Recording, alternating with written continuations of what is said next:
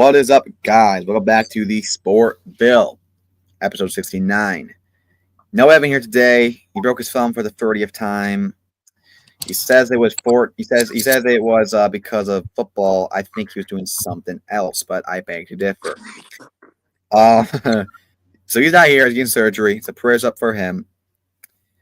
But we still have a lot to talk about. This was a long week. Like, I felt like the last Sportviille was a year ago because we had so much games. We had all the Sunday games. We had the Thursday games. We had the Friday game today. Oh, Lord. So we're going to get to all that. Right, I get into that. I do want to show something I was going to show you guys before, but we were, talking too much. College football playoff is right around the corner. And I made a college football playoff bracket. I want to get you guys' opinion on it. I think LSU is already eliminated. Now, this might change. I haven't looked at the newer games because I kind of just put in the last games and whatnot. But we got Hoop 2K. What's up? How you doing? I'm going to show you my college bracket real quick. Let me know you guys think. And it might be a little inaccurate. I'm not sure how it exactly works, but that's what I got. It's really my championship, what really matters. So let's start here. First round, Alabama versus Ohio State. I think Alabama might pull through and get in. I think they'll upset Ohio State. I don't think Alabama's that great of a football team. But Ohio State, I think they're going to collapse in the playoffs. At the end of the day, you need a quarterback in the playoffs. They have O.J. Howard. Or do they have – who is it? I think it's O.J. Howard. Or if it's not him, it's someone else that's bad. Will Howard? I don't freaking know. I think Alabama will get at least one win. Jalen Morrell, he's really good under the lights. He's had some bad games, but I think he'll do good here. All right, we got Tennessee versus Georgia in the first round. I think Georgia would beat Tennessee here. Say which one, Carson Beck. Still a great defense. So I think I'll win that there. I have Penn State beating Indiana here. I don't know why it didn't show, but Penn State will get that win here. They're a good team. Notre Dame beating SMU. And that's the first round. We have Texas versus Notre Dame. I'm going to have Texas winning that pretty easily. Then we got Miami versus Penn State. I have Miami because Cam Ward is going to be the next greatest quarterback of all time on the New York Football Giants. Anyway, number one, Oregon versus Georgia. Oregon's going to win that. I think Oregon's slightly overrated, but I still think. I think they played it before, or was that Alabama? I think it was Georgia. So they already won that. So Boise State beating Alabama. Ashton James probably went 100 yards. Future Cowboys running back right there. Yeah, right.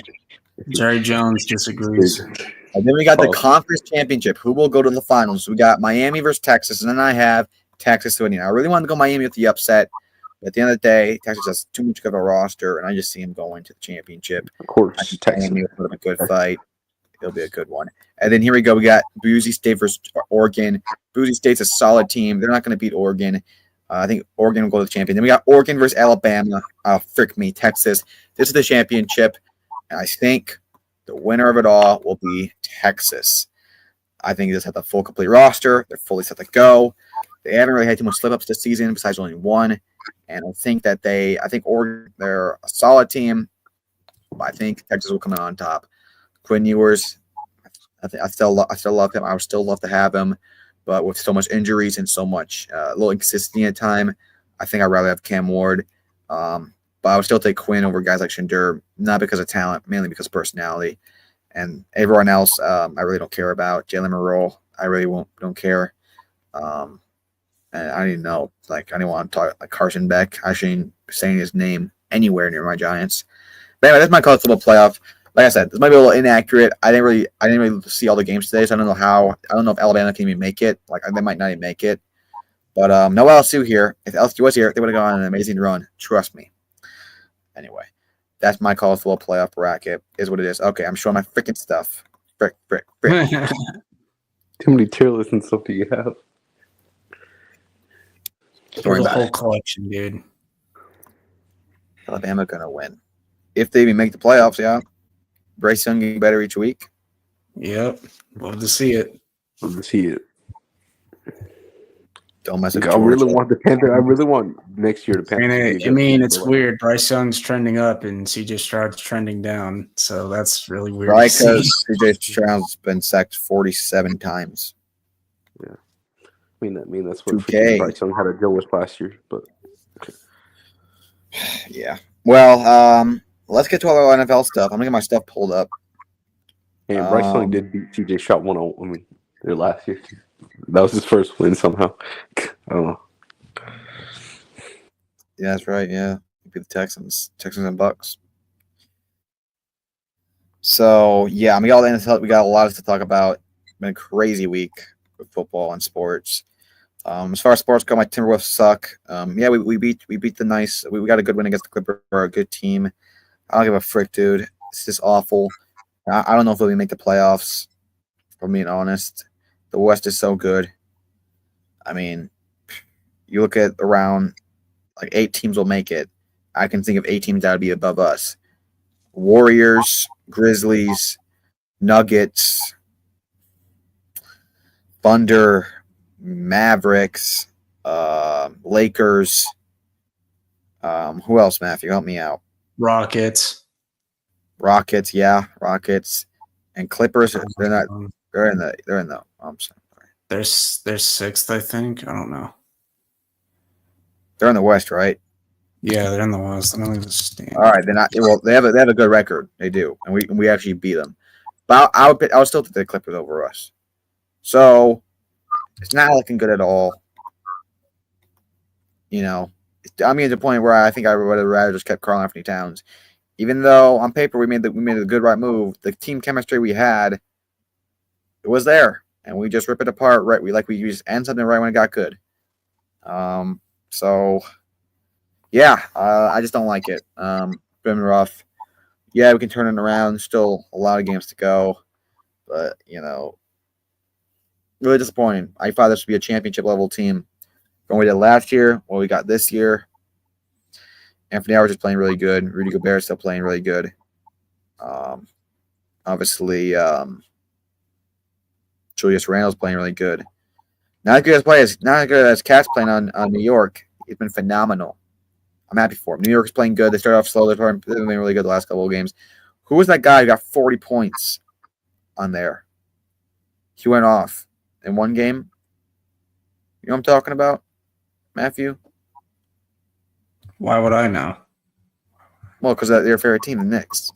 No, they're not. They're actually my least favorite team, actually. What's your problem with New York?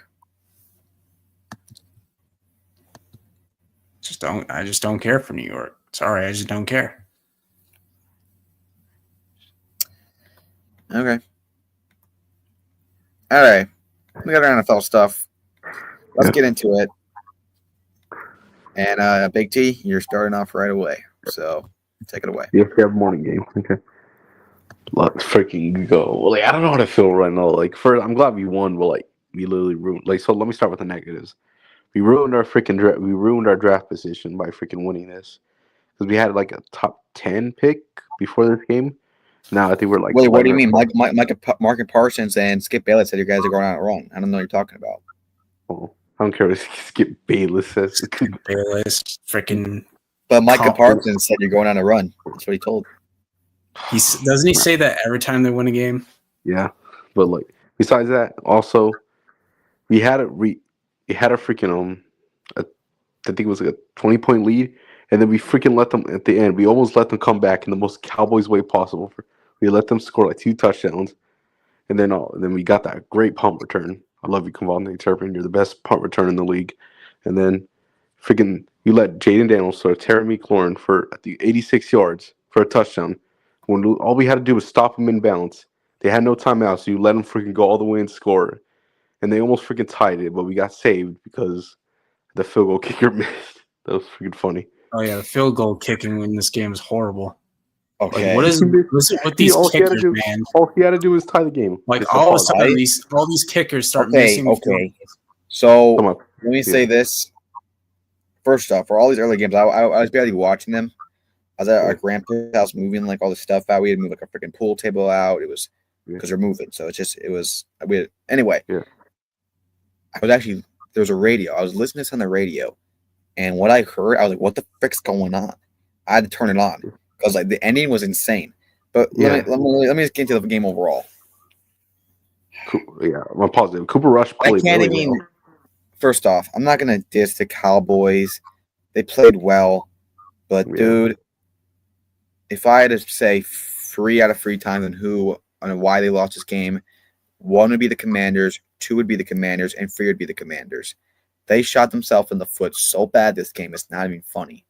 First gave off, them the win. you allow like a terrible fumble that I think was in a punt return. Then you allow a punt return touchdown. You allow an onside kick. You allow Jaden Daniels for 2 interceptions, and then you miss an extra freaking point. An extra point. Okay, so obviously they get the ball back. Amazing play by Scary Terry. It looked like another miracle again that was happening. And then that happened. This happened in the Saints game a long time ago. Was it Saints and Jaguars? Yeah. It's an extra point to tie it. Dude, it's just like it's insane. And the kicker's actually a really good kicker, but like I don't know how that happens. Yeah, he missed 3 field goals this game. Cooper Rush played good. The Commanders defense is still struggling. I don't think did he even play today? Did what's his name? No, he didn't play. Lattimore. So he wasn't playing yet. He's still injured. He still hasn't played yet. Yeah. But outside those 2 interceptions, Jaden Daniels played a good game. He had 3 total touchdowns. But this is not good enough. This Cowboys defense sucks. He mostly played good at the end. But Cooper Rush played good. He played what he did and what he needed to do. CD played good. And then honestly, that freaking asshole, freaking bum ass punt returner. What's his name? Jalen Tolbert. No, Cavante Turpin. Yeah. Oh yeah. Sorry, you allowed 2 kick return touchdowns. Turpin. My fault. 2 kick return touchdowns. Like golly. But yeah, my positive. So this Washington team is not good. It's not good. I'm just glad. I don't think they'll even make the playoffs. They could freaking be. They could lose that spot. Possible. Look, I know people are probably tired to say, but they haven't beat any good teams. They freaking they lost. They really haven't. They lost to the Steelers. They could have won that game, and then they lost to the Ravens. And then they lost to us. We're not even a good team. Yeah, you hung around with the Ravens. I'm just glad we won this game because so the Commanders fans can shut the fuck up because they were pissing me off. I actually like that this happened. Obviously, I like the Commanders a lot. Here's the thing: I'm a bit split on it because there's a good and a bad side to both. How it would have went. Commanders win. Obviously, Cowboys continue to be ass, and the Commanders get closer to stop the Eagles from being the number 1 seed, which is what I would rather have than the Eagles for multiple reasons. But the Cowboys lose. The Commander fans finally get humbled for once, and the Cowboys are in the draft stock. Either way, I'm happy about it. I'm just glad because the Commanders fans were like, you know what this is, Tristan. Now, obviously, you guys don't need a quarterback. So it's not as valuable as your pick where it is. And honestly, there's not a lot of teams that are going to take Ashton that early if you guys even going to want him. So it's not that big of a deal for you. But this reminds me of like the Giants in 2023 where we're so asked how many people goes on a freaking winning streak and then we miss out on Jaden Daniels, Drake May. So, but either way, I would not have wrote any by the way because I'd rather have Neighbors and Cam Ward. That's how it's supposed to be. What's better, Neighbors and Ward or Drake May and Darius Layton? You tell me. So I'm happy how it went. I just want to shut the Commanders fans up because they're pissed. They were like, we own the East. I'm like, bro, you guys have been like the laughing stock of this freaking division. I don't want maybe I'm just messed up. I just when a freaking like that team starts playing good, it pisses me off because the fans get all freaking cocky. I don't know. Maybe I'm just it took them forever to finally find a quarterback for Scary Terry. When they finally get one, he's kind of washed. Like they wasted him. I mean, no, he's actually been playing really good. Like he's still pretty good, but he's just not as good as he used to be. I'm just glad we beat the Commanders so they can. Wait, what are you talking about? What quarterback? No, I'm saying Washington took forever to find a quarterback, and then when you finally get one, Terry McLaurin's not as good as he used to be. He's still good, but he's not. I think you actually have one of the better seasons. What are you talking about? Matthew, he's top 5 in receiving yards right now. I know, but he's not as good as he used to be. He's on pace to almost double his receiving yard record.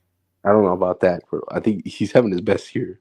Well, Bro, there's he been got- moments where he's only had like 2 catches in a game. Like, wasn't there There like also been a game moments where it doesn't listen. He only had 1,000-yard season all the rest of his career. He's definitely gonna pass that. Yeah. But anyway, No, he's having, I was just saying. I'm glad like so we can shut the Commanders fans up. I think he's having his best Yeah, year like yet. I'm not even a Commanders hater. I've just like I've been waiting for them to get exposed for a while now. They were just beating on shitty teams like we do. But you Because know, like you look since at their we're not the schedule, since they're not the their Cowboys, they're not schedule gonna- has been so easy. They had the Panthers. Yeah. Who else did they play? I don't remember, but Giants, they had a really easy schedule. Cardinals when they're ass, Cardinals, whose defense is terrible. not good. and the Browns obviously. Giants twice. Browns, Daniel the Jones. freaking And then they powerful couldn't beat us. Browns. They can't even beat us when we're at our worst, and they're at their best, technically at their best. Yeah, And I knew that they're not a real team when I saw Daniel Jones turn to Marshawn Lynch against him. So I knew it was rough when that happened. Anyways, beyond the point.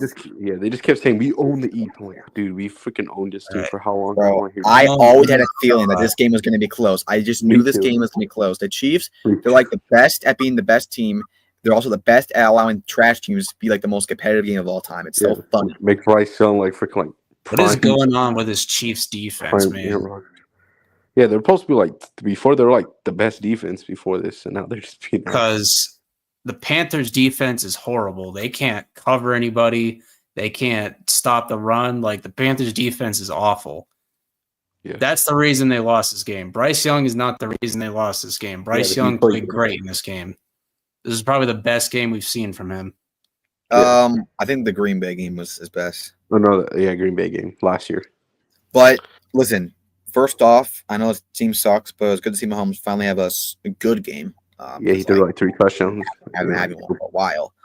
And yeah, like you said, Bryce Young played good. A lot better than I thought. Chubba Hubba still playing good. And then, yeah, I think the Chiefs, you can say what you want about how lucky they are and how much of a bad 10-1 team they are. Yeah. They get it done, and they always come back, and they always win, and that's just how it is. He did what he needed to do at the end, and he got the win. So, like and this sounds crazy because the Chiefs fans probably like have like the most easiest life ever, and they should never even utter complaint. But I would be so annoyed if I was a Chiefs fan when your team is playing this good and no one can even glance or respect at you. It's always the ref. It's rigged. Like no matter what happens, it's like we just appreciate it. And people say, "Oh, you're the top 10 Brady hater of all time." Back when he was that was different. They literally cheated. Okay. None of this freaking. They keep hearing how Mahomes is overrated. He told the ref, "Look out when I tackle." No, they literally cheated, and it was bad. And they cheated in the most annoying way had ever. the ref on his side all the time, so I don't want. Yeah, but Brady, please, you're the GOAT. Please, have my kids, and they bow down to him. But Mahomes does half of what he did as far as the rap. They have to always hear how Mahomes is slightly overrated. It's just recently biased. You know what's gonna happen? Mahomes is gonna retire, and people are gonna say the same thing for him. He was the greatest. Yeah. Some new guys gonna come in. Some new guys gonna come in. They're gonna be like, Patrick Mahomes, please unretire so you can beat this guy. Like that's what's gonna happen. You guys just never appreciate greatness until it's gone. I wish I appreciated Brady more, and that's why I'm gonna appreciate Mahomes. Yeah. I think we all should. Even divisional rivals. People are saying how he's overrated. Like, dude, he's literally like probably the best divisional rivals. People appreciate divisional rivals I've ever seen. Like, you already know. One of the most hated sports player in human history. You guys already know it's gonna be Saquon Barkley for everything that happened. Yeah. I still love this watching play because this is probably the best skill running back player I've ever bear witness with my 2 eyeballs happening. Yeah. And I knew he had that potential. I knew he was that. We just never could prove it. And now he can prove it because now he is in a position that can make anyone be good, and he is already. Mahomes is having a weak season, but people are acting like he's overrated. So please respect the players when we have them, because it won't be too long till it's gone. Yeah. People are saying Mahomes is overrated. Like, did you not? Yeah, this is a great in all these other years. Stanford's, they've been looking. Makes you question if Bryson keeps playing like this. I think they actually might keep him, because the team needs a lot of help outside of quarterback. Because they tried with Andy Dalton, and we thought Bryce Young was the problem. Then look how he. So Bryce Young could be playing like this. He has to win a couple of games, and then at the draft. I mean, obviously a corner would be nice. Like a middle linebacker, offensive line still needs help. You could say tight end, get like a receiver in free agency if you Yeah, I think receiving core's not too bad. You still got Leggett. They don't have a lot of cap space though to work with. Yeah. So we'll see what they do. But it's looking a lot brighter for Panthers fan. I'm actually happy for it because they had a rough last year. They had it rough for a long time. So it's good to see. All right, let's go to our next game here. Yeah. What the hell's going on? Okay, Texans, what the fuck? Dude. Like, you let Will Levis through a pick 6 and they still beat you. Like, what the frick? You see the way he was running at him? That was a really weird way to run. But anyway, yeah, this secondary has not been looking good at all. And I love, like the new rookie they got back there, Kalen Bullock, and they got the new corner, Kamari Lazette has been a good, solid. And you still got Derek Stingley, whatever the hell. Yeah. He's from LSU. And love your pass rush. And I don't know if it's even the coordinator issue, but like your pass rush has been phenomenal. You got 2 guys at top with 10 sacks in the year, and that's not even. Daniel Hunter's been playing really well. Yeah, Will Hunter and Daniel Hunter. By the way, Daniel Hunter had 3 sacks this game, I believe, and he's probably like defense player of the year candidate. He already has like 11 sacks. But anyway, it's just this defense is just not clicking when it comes to like in the trenches and in the deep ball, and that is not a player issue. That is a coaching issue. The same thing with the Giants. Like we have such good stars, they put up good stats, but they still get put up so much points. Why does that happen? That makes no sense. Our secondary has been good, and statistically, our defensive line has been good statistically. How does this happen? The trenches. It's a defensive coordinating issue.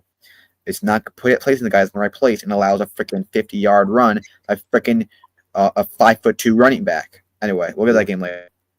And also, CJ Stroud's having a sophomore slump right now. I don't think he is. I think that's just what media say. What really is happening is he's being sacked 47 times. He's been sacked more than any quarterback this whole year.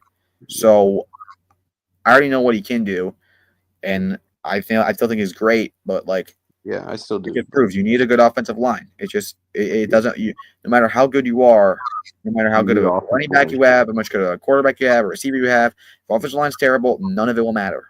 None of it. Obviously, there's some guys that can overcome, like Joe Burrow sometimes, but like some guys just need an O-line. Most of them. Well, first off, that O-line had not been that bad this year. It's actually been pretty good. I mean, like it's just more of our left tackle. But yeah, before like in 2021, dude got sacked like yes, he sacked 50 times. So I say some guys can overcome it to some degree, but like there's some guys that are so good, but they need an O-line. Like, Yeah, CJ, 2 interceptions. Joe Mixon had 14 carries for 22 yards. Nico Collins played great. Another great touchdown. That guy's phenomenal. Tony Pollard played good. He's having a fantastic year. It's just disappointing. Texans, I think they'll still win the division, but I will say they should be worried because if Anthony Richardson starts picking up like how he has been, to get it. They certainly have a chance to win the division. And Jags and Titans, I think they're offhands. But Colts, they have a real chance to win that division if Texans don't keep messing around. Texans going to the Super Bowl this year. Because the Colts, all they need right now is just Anthony Richardson to play good. If they do that, if he just plays half as good as what we thought he's going to be, or even as good as he's been playing now in the last 2-3 games, that team has a more than good of a chance to win that division because the offensive line's already phenomenal. Jonathan Taylor is phenomenal. The receiving core has been really good with Alec Pearson had a great breakout year. Yeah. Michael Pittman's not been the best this year, but he's still Michael Pittman. You got Josh Downs. Your defense, your defensive line has been coming up a lot more this year with Latu and Butker, all these guys. And secondary, it hasn't been the best this year. It's been pretty bad, but it's still enough to keep you in games. So Texans need to look out. And for the Titans, I love this. I need the Titans, Raiders, Browns, and Panthers to keep winning games. Those are all the teams that might take a quarterback in the draft that are bad records. I need them to keep winning. So I'm going to become a full-blown fan for those teams. Because bad as the Giants are, it's a lot of bad teams this year.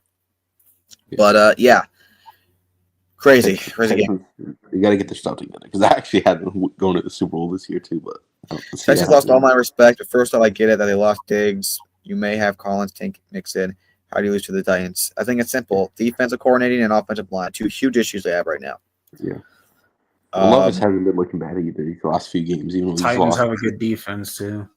They have a phenomenal defense. Probably a top 3 defense. Well, Levis Their has been special playing good teams is since he horrible, came though. back. He hasn't been playing bad at all. Especially secondary. They probably have, you could argue, the best secondary in the NFL. So, Will Levis has a really good deep ball. He knows how to. Yeah. Bro, the fact that this game was in overtime pissed me off because we were up so much. I want you guys to do good in the playoffs. You guys are like.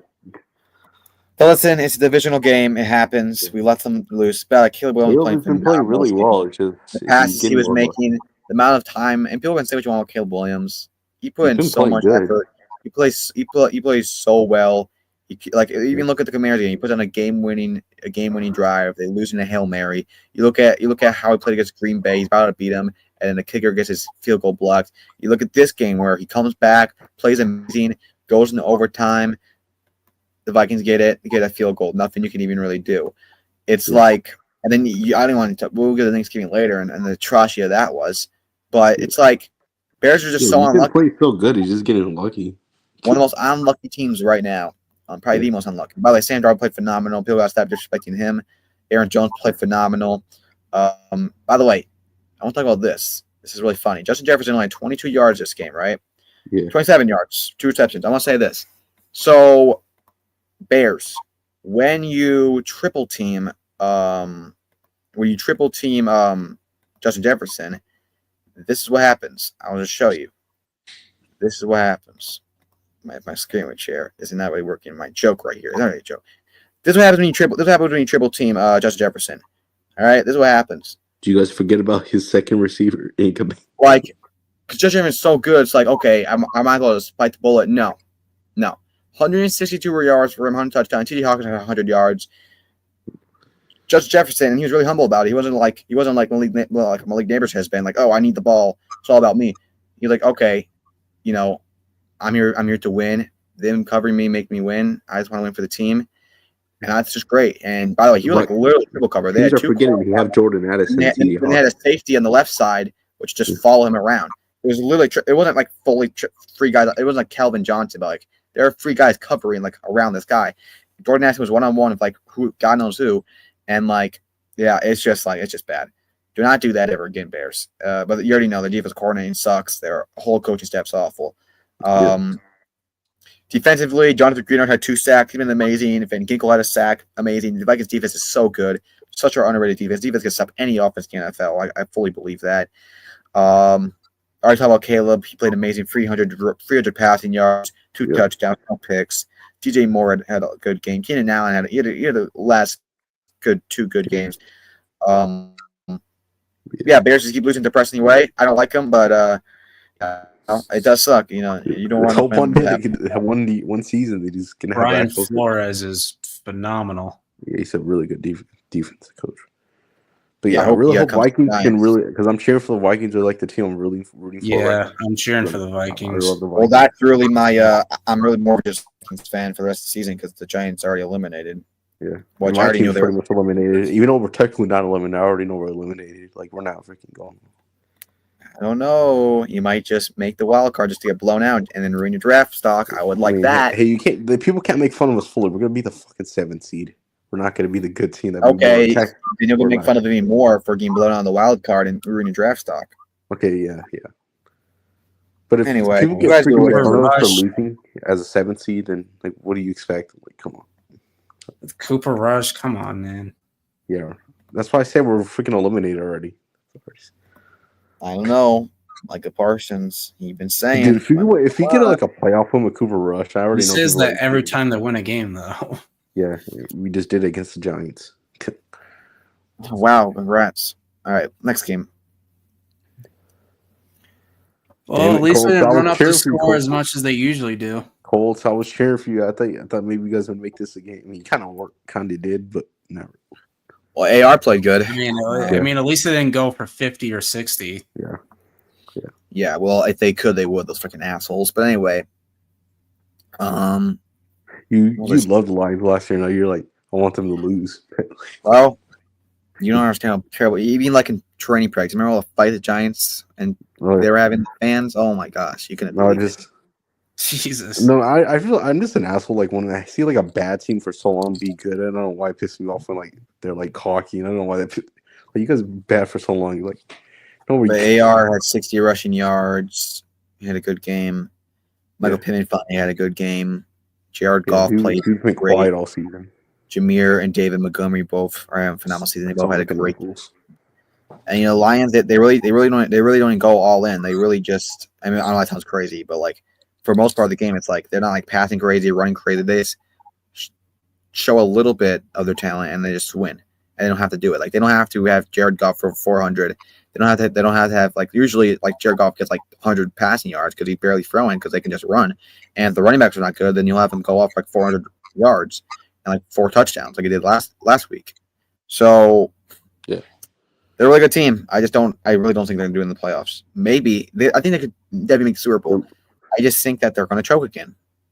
I don't know. I have them making the championship game already. I think they'll definitely make the championship because they're definitely winning the NFCs, and I think they'll at least win a playoff. They're going to be the first seed. I don't see any Super Bowl. Yes, and if they make a Super Bowl, I still think someone will beat them.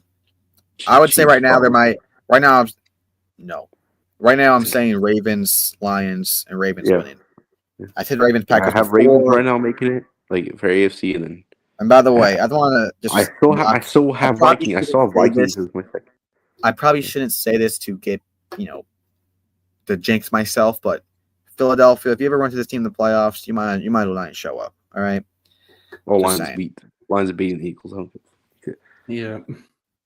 Philly had not done anything to impress me this year. You look, they played good the last 2 weeks, but. Okay, yeah, you beat the Commanders who are ass, and then you beat up on the Rams who are clearly. And he beat up on a Cooper Rush team. So. And they were in a dogfight with the Patriots. So congratulations. We'll see what they are against Baltimore. Proven wrong. Baltimore, I might, but I'm gonna say Baltimore wins by 14 plus. So we'll see. If they beat the Ravens, then I won't talk shit about them. I think they'll win by at least double digits. That's just my opinion, but we'll see. I could be proven wrong, and I will admit it. But I just do not think this team is that Super Bowl 2022 team that people are saying it is. It's definitely better than last year. I'll give you that. Oh, easily better than last year already. Yeah. Okay. I mean, I hate it, but it's true. Because they're blowing out teams. So. Oh, Jesus Christ! Damn. Hey, I'm sure Cardi hates Baker now since he was doing the Tommy DeVito celebration. No, I actually love that. That was awesome. He said he wasn't being petty about it. He was just joking around. It is like the last guy. He was being an asshole because they sacked him like 2 times. Did it every single time. All right, no one even knows your freaking name. Like sit your ass down, you freaking fat ass. People know. Anyway, people know who Baker Mayfield is. So. On the point. Well, I was watching partially this game. I turned it off after the half because it was like 30-0, and I was on the edge of killing myself. Here's the thing: it's like going this game. I genuinely really did not care if it was win or lose, and I've had this attitude for a long time. It was really about, can this be competitive? Can we keep the locker room together? Can neighbors have a good game? Can Tracy have a good game? Can DeVito have a fun, nice game? Just make it fun football, but still lose at the end, lose in the best way possible, and get the best quarterback. That's really what I wanted because I knew we're not making the playoffs. So, and really, I just wanted to just watch and see what happened. Like I'm like, okay, let me just see what happens. It's not like maybe it doesn't matter. Let me see what happens. But I didn't want this. Absolutely not. I didn't want a blowout. But at least for how bad this is, at least it showed this team either what it needs to fix because it showed quite a bit. I'm gonna get into all of it. Started the quarterback. Vito didn't even play that bad of a game. I think I should play pretty solid. He was sacked 7 times. I'm going to get into the offensive line later, but I'm just going to put that in perspective. He was sacked 7 times, under pressure every single time, and he still went 21 for 31, still played solid, still got people with the ball. He has some bad underthrows, overthrows, and he also had 30 rushing yards. He played pretty good for what he is. Honestly, I think he would have beat Dallas, but that's just my opinion. Do I want him to start against the Saints so he can have a revenge game? Maybe, but I should probably calm down. I need Cam Ward for my sanity.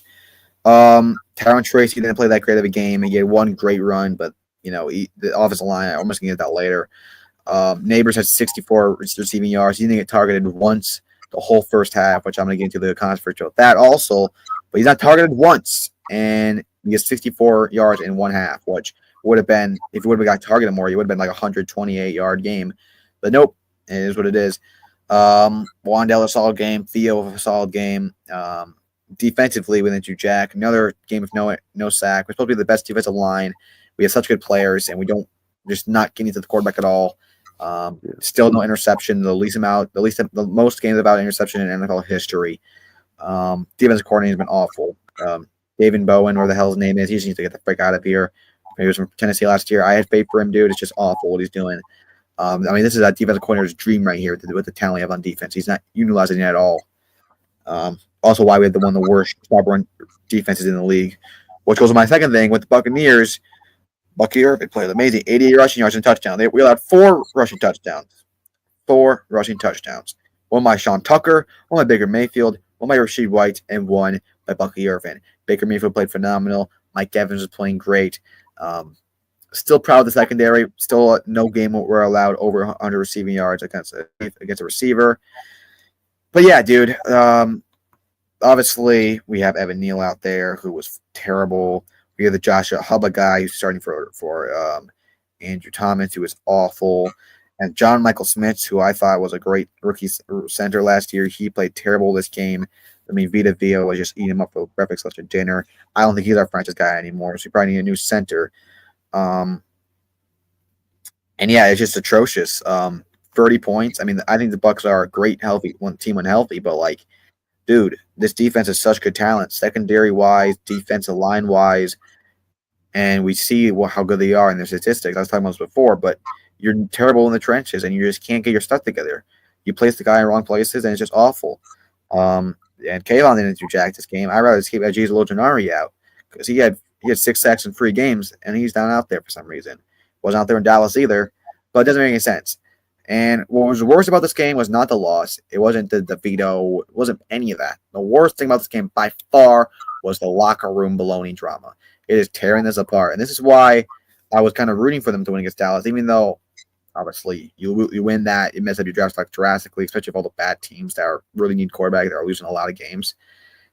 This team needs to get a win. It's on a 7-game losing streak. This team is like losing its locker room. It's losing everything. We have Malik Neighbors, who is flat out just blaming the coach. Like, it's not a quarterback problem. Same thing happened with Daniel Jones. It's really a problem. You tell me. He's pretty much indicating it's Brian Dable. Then they ask why when you target, he says go ask Dable about that. So throwing some jabs at him. We had 3 different players say that this team is soft, calling this team soft. It's just awful that this locker room is just losing because what this team could be with a good quarterback and with a good coach and it could be phenomenal. I mean, we have the pieces. If you lose a locker room, you don't have a team. Look at the Jets. They have one of the best rosters in the NFL. I think probably the best roster in the NFL. Why are they losing so much game? Why are they freaking having team chemistry? It happens it starts with Aaron Rodgers, starts with the coach, the GM, all the stuff that's going on, and that's why they're losing. It's team chemistry, coaching, and all that baloney goes in between it. Talent is just, it's just like what's inside the box. You still got to open the box, and the box can't be open unless you have chemistry. Your talents can't be used unless the team works together. This does not work that way. They don't have to like each other. They have to at least respect each other as teammates, as coaches, But the Giants have been one of the biggest laughing stocks. I would say this right now, and this is adding with the Dallas game. We'll go into that later, but this is the worst season as a Giants fan I ever experienced, and that's saying a lot because I've had 10 seasons. I've been a fan for 10 years. Only 2 of them were above 500, and both of those seasons ended with a blowout in the playoffs. So that's been my experience with Giants fans. It's the worst because it's not even that we're losing the most embarrassing ways. Everything outside of it, it's just like not only is it like we're doing it again. And like just having to deal with the team being trash again. It's all controversy with the coaches, obviously the whole Saquon stuff, with the biggest laughing stock in sports right now. It's like awful. And of course, we're going to the stupid Hard Knock show to make it even look more worse, put more salt on the wound. It's just terrible what this is doing. And now, Brian Dable, I do not think he should be the coach. I've been really adamant about how much I think he is a great guy when it comes to motivating and being a QB whisperer at times. And, dude, he just does not look like he has a team at all. And you look at like how he controlled his team in 2022, it looks like he doesn't care anymore. And, like, honestly, terrible play calling. offensive play because he moves to offensive coordinator or he calling offensive calls. He's even worse than the guy we had last year. He's one of the worst offenses in the league. Doesn't target league neighbors once, giving no routes. Like it's not that the quarterback wasn't throwing; he was wide open. No, he was barely getting no routes where he was open. They just did a bunch of stupid plays, stupid stuff, and this goes back to like so much plays he's done. So I don't think he's a good coach. He's a good guy to be there to motivate, maybe like a quarterback coach, or maybe you could argue in like offensive coordinator if he can get his plays together because he is still a great person when it comes to like I guess motivating the guys. Not this year, but like his whole career. Yeah. Long-term coach, he just can't do it. He just can't handle the whole job. And the only reason he did quarterback coach. it was a fluke. I mean, just try to rationalize it. There's no rationalization. If a basketball player shoots 1 for 2, you don't just value that one he made and discard the 2. Like he missed on 2 seasons pretty bad. So I don't want to hear it. So I don't think he should be our coach. And this is just a atrocity. And I really don't know how much longer I can even take of this. Like it makes me. It's not even like, it's rough. I'm not gonna watch the games. It's like it makes me not even want to like watch football because I love the team so much. Like no matter how much I try to disconnect myself from it or like say I'm not gonna watch the games, I'm just gonna become a Vikings fan for the rest of the year. I can't do that. I'm gonna watch the games over any game that's happening. I don't care if it's the Chiefs versus Lions, and I would still watch the Giants versus freaking New Orleans Saints, and I'd watch till the end because I just love the team so much. I love to see the players. Yeah, that's all you want. It just sucks that it has to be like this. And like no matter, I love the team so much. I got so invested into it. I've been for so much. I'm at a point of like you can't worth giving up on it. Not get like I would never like switch a team or anything, but like I mean giving up on like not caring or watching sports again. But Giants, they ruin. They take the excitement out of the joy of football. They make me embarrassed to say I'm a Giants fan. They are embarrassing. I mean, it made me think, how could I ever like look at any other team, make fun of them? How could I ever pity anyone else? Like, we are the most embarrassing franchise ever.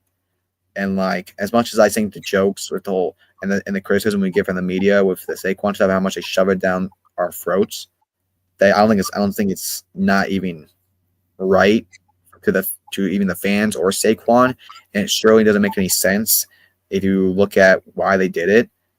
But we deserve it because the way we play, if we went out there and we stopped Saquon and we went out there and we stopped him for 170 yards, we went out there and we actually played competitive football, we could shut him up. We have the ability to do that, but we don't. You have players calling each other soft, calling out names. It's just awful. This is the most disastrous franchise in the last 10 years. I can't think of another sports team that's been more disastrous in the last 10 years than the New York Giants. I mean, like Bears or Jets, but no, worse than that. Worse than the Jets. I'll tell you that. It's not even just like the record. It's just everything happens outside of it. Yeah. Like we trade Odell in an embarrassing way. We draft a terrible quarterback. We pay quarterback $40 million a year. We let our best player go to a divisional rival, and he played like an MVP. Goes 170 yards on us, and he goes on the Hard Knocks and makes it look even worse. And I go on and on about the amount of embarrassing things we do. Stupid play calls make us look like idiots. That freaking stupid thing to do with league neighbors on Steelers. So many primetime games, 40-0, being 2-18 against the Cowboys in the last 10 years. I mean, 4-18, and two of those wins when they had backups out. It's like bloody hell. I really don't know what. It's just like every single time this team play, I try to say it doesn't affect me if they're losing. Now after the Cowboys game, that's the last game I actually felt heartful about winning. I will be mad if we win next game. Before I would say no, we got to get. And I would love the team chemistry. I would, but the way this team is acting, I don't think it even freaking matters at this point. All right, you guys can be sad, be a little crybaby for all I care. All right, lose the locker room. It's a lot better than winning a bunch of meaningless games having no quarterback. I'd rather have a bunch of people hate each other and Cam Ward than have them be freaking best buddies and freaking happy campers and freaking God knows who else had our freaking quarterback. Definitely not freaking DeVito. Definitely not Drew Lock. Definitely not freaking Aaron Rodgers. Dude, I don't know.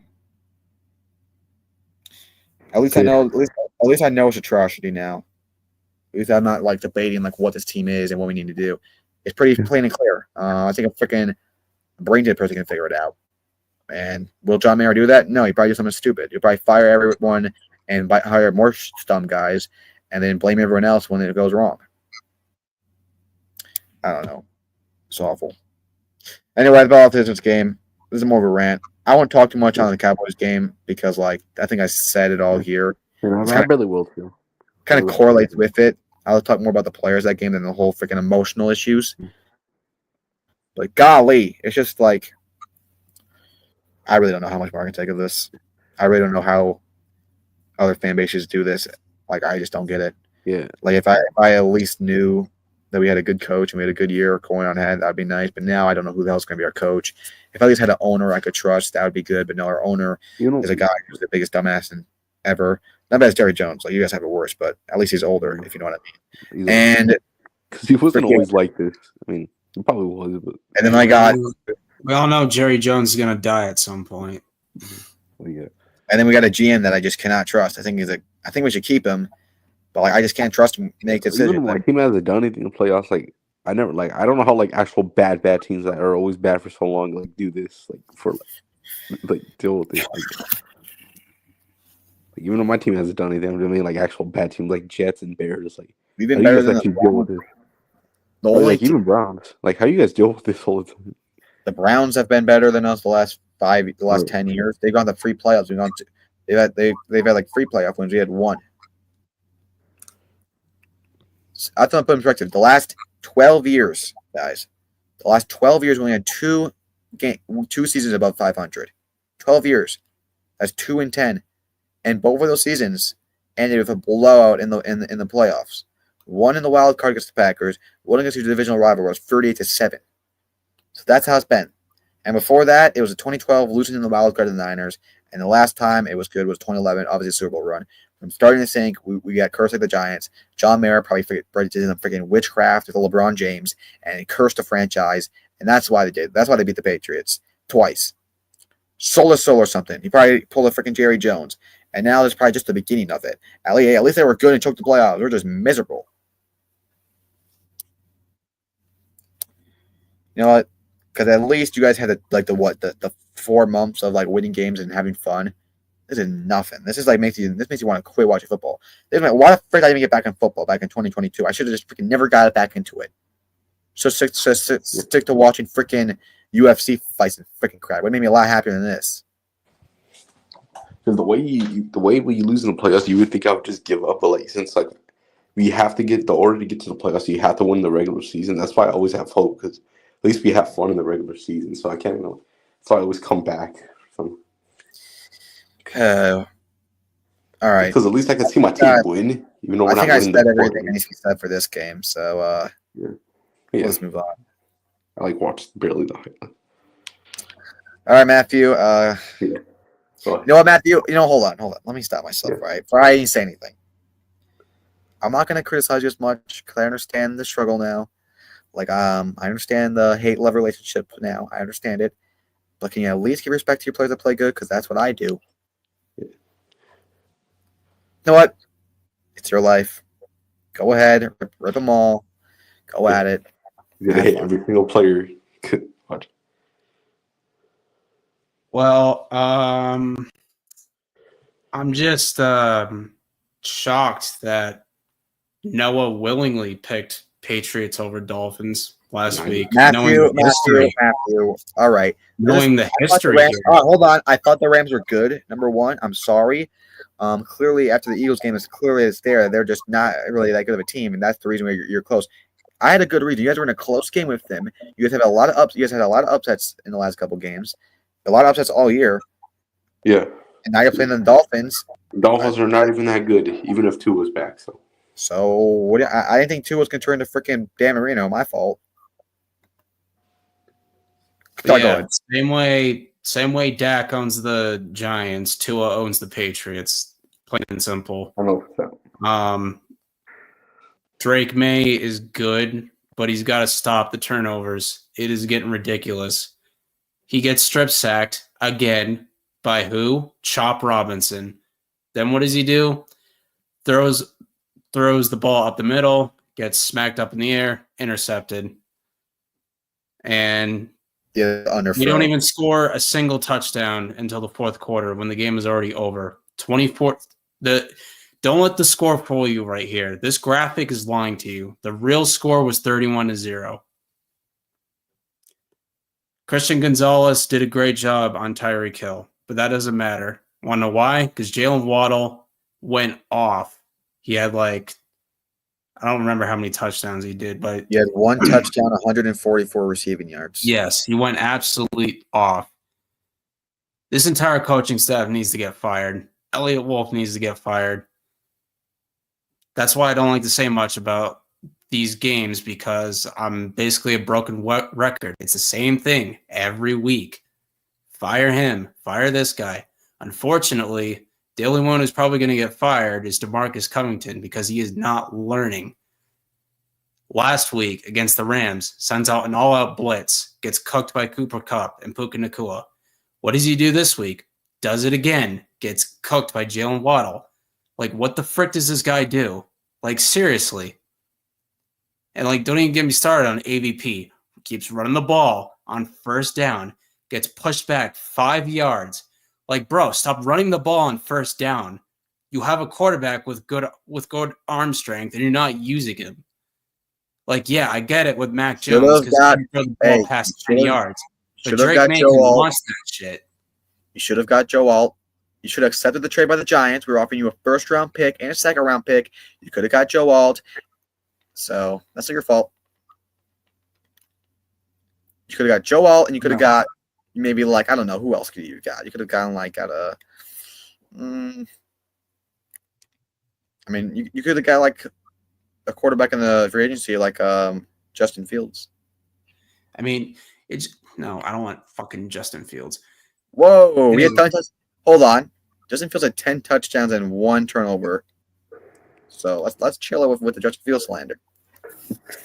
Anyway, it just blows my mind that Patriots fans say, draft Travis Hunter in the first round, draft Tech McMillan. No, you shouldn't even be considering a wide receiver in the first round with how bad this offensive line is. The entire team had 12 penalties in this game. They put up 7 penalties in the first half. Vidarian Lowe, false start. What was the other one? It was what's the other penalty called? False start, holding. That's what I meant. Holding, false start. Demontre Jacobs. I bet you don't even know who that is. False start, holding. Listen, hold on. You do realize you're number 1 in cap space next year. So I think they say that because you could get the offensive linemen are not the greatest, or they're not. All right, let me say this. Joe Alt is not even close as good a prospect as Travis Hunter. So if you can get Travis Hunter and get offensive linemen in the free agency, that's not a bad idea, because you need another corner too, which he could do corner 2, and he can also play slot receiver, which you guys could use a lot. He'd be a good pickup. So I understand you're saying I would still take Joe Alt because the rookie contract is really valuable, especially when you're trying to build a team and needs to be there for a while.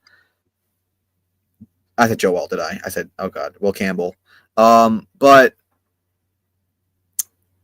it depends on doing free agency, because I think free agency you're trying to get a star receiver. You might get one, and then you're probably going to spend a lot on either a corner 2 or offensive line, and then the draft will either be offensive line or corner or receiver.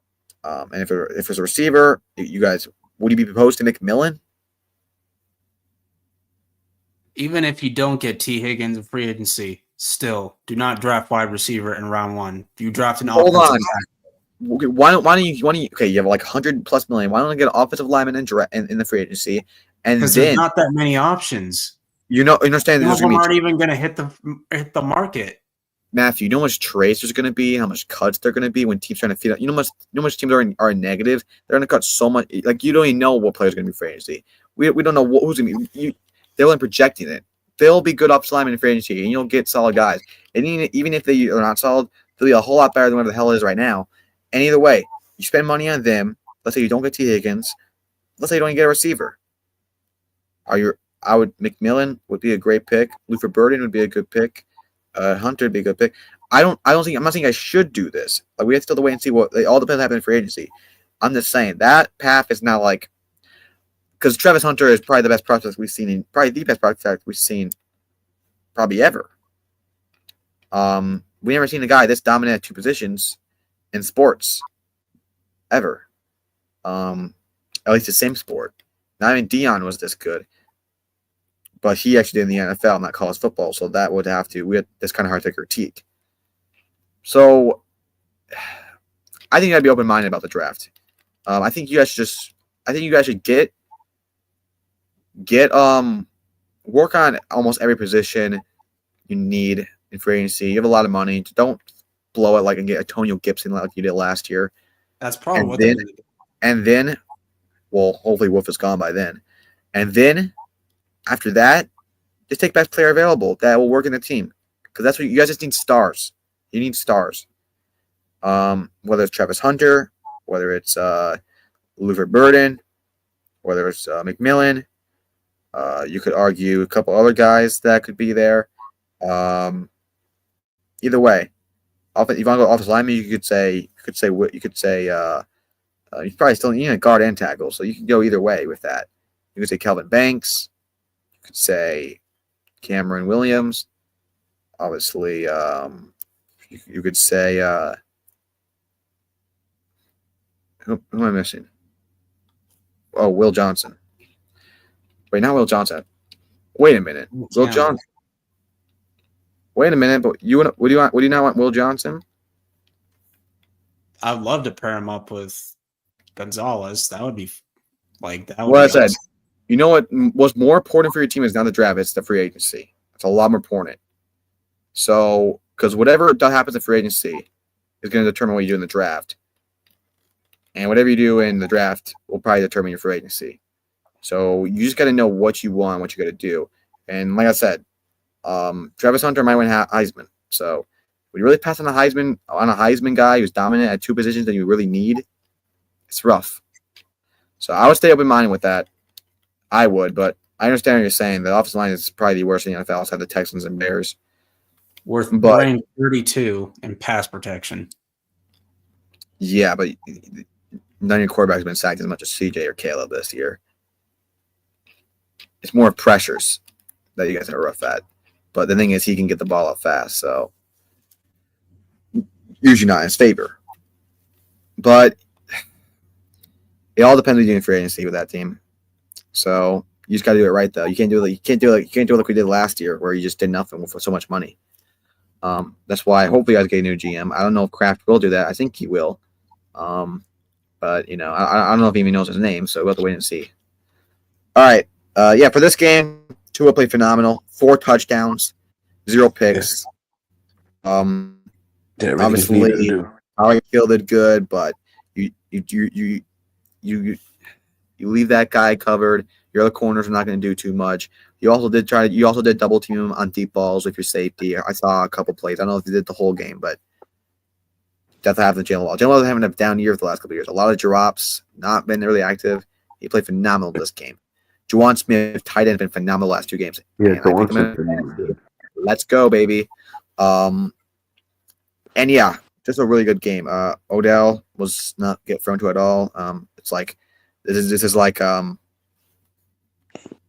it's like LeBron James on the Cavs, bro. They need to free him. It's just ridiculous. Maybe because he's getting locked up. No, this is like Jamar Chase on the Bengals. Someone needs to free that man. Free. Anyway, bring him back to the Giants. Oh no, we want to have some mercy towards the Cowboys. We're not that cruel. Anyway, he's not going to get like 3 touchdowns again. Drake may put a solid game. He also did have Matthew already said everything that he did wrong. Yeah. I thought Demario Douglas played all right, but this receiving core did not play as good as I thought it would against his secondary. Drake May is not explosive as I thought he would. The run game was not really going anywhere. You only run it Armando Stevenson. Now I'm looking at it. I mean, 8 attempts for 13 rushing yards. You almost have more attempts than actual yards. So clearly an offensive line problem. Like I said, offensive line makes a running back. It doesn't make a running back, but it shows what a running back is. It doesn't even show it. I think that's what I'm trying to say here. I'm not trying to say it makes it like a running back is not valuable or they can't be good. But you can say the same for a quarterback. Quarterback and running back, you need that. You need a good offensive line for that to be successful. It could be all right. at best if it's terrible. But if it's terrible, it's not going to go anywhere. It's both ways. That's exactly why the Chargers took Joe Alt, and that's exactly why they're winning football games right now. Because if they would have took Malik Neighbors, stats would have been cool and really awesome, but the team would be losing right now. It would have a losing record, and it's just how it is. But anyway, it was a pretty disappointing game by the Patriots. I was hoping more from them to get a win against a divisional rival. I picked them too. I wanted them. I don't think I'm going to pick them again, to be honest. I feel like a really shitty team. Dolphins are not a very good team with the Dolphins. So I mean, there's definitely a lot better than we were last year. Yeah. But anyway, let's get to our next game. Okay, those are early games.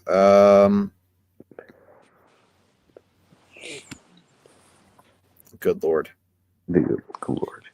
Oh my gosh, Niners are hit with the injury bug. Before I say anything about the injuries, listen, Nick Bosa would have been good this game. I already know that.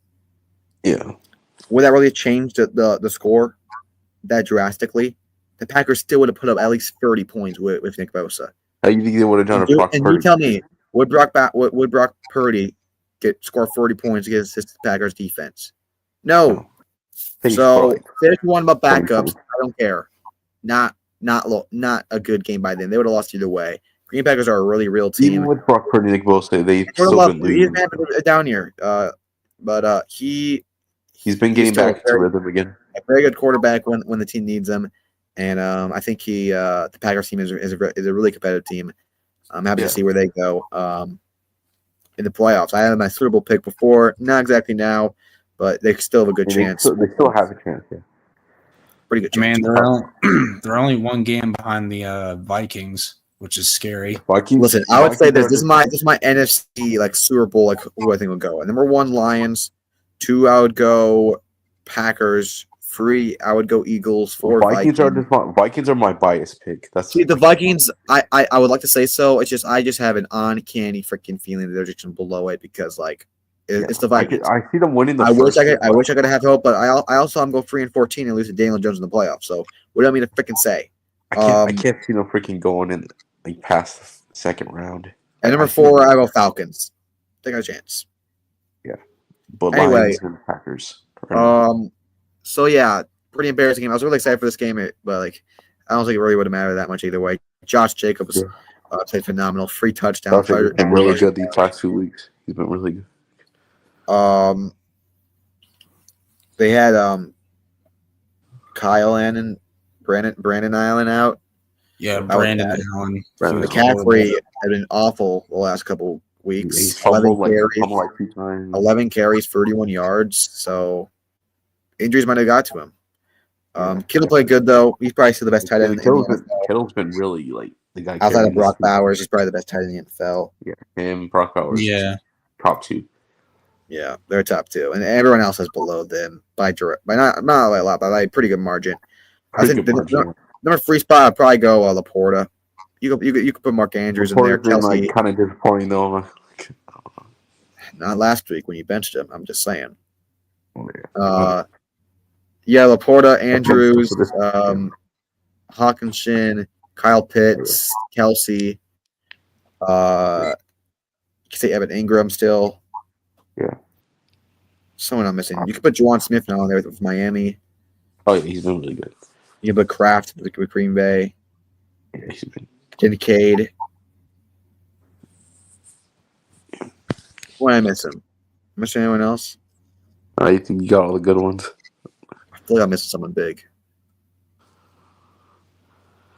I don't know. Yeah. The Niners, they need a new coach. I've been saying it for a long time. I already forgot the guy. Kyle Shannon. What's his name? Kyle Shannon. That's right. What I said right after the Super Bowl. This guy is a choke artist at his finest, and the only reason why he's even on that team is because his team's so good that carried him to the playoffs.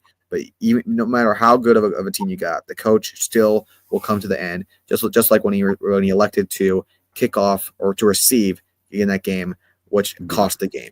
So, yeah, he's not. I get people like he brought us to the Super Bowl like in the NFC Championship. He had the greatest roster in the 21st century probably, and look how they're performing. Remember, he was the offensive coordinator for the Falcons. Hey guys, guess what? This is the end of the road for them. This is their last chance this year because now you gotta pay Brock Purdy probably freaking the same as Dak. They gotta get pay- rid of Ayuk or Debo. Well, not You're Ayuk. probably gonna They have to already paid- trade Debo or Ayuk. Yeah, 'cause they already One paid of them- Ayuk. one of First them off, has to get- no one is picking up Ayuk's contract. You got to sleep in that grave. So it has to be Debo then. It has I to think be that Debo. well, And yeah. to be honest, I he think hasn't even Debo- been playing that well these last few weeks either. So and also he's a huge drama queen down there. So I think he'll be traded to. I had my pick going to Los Angeles. I feel like that's a nice place for him.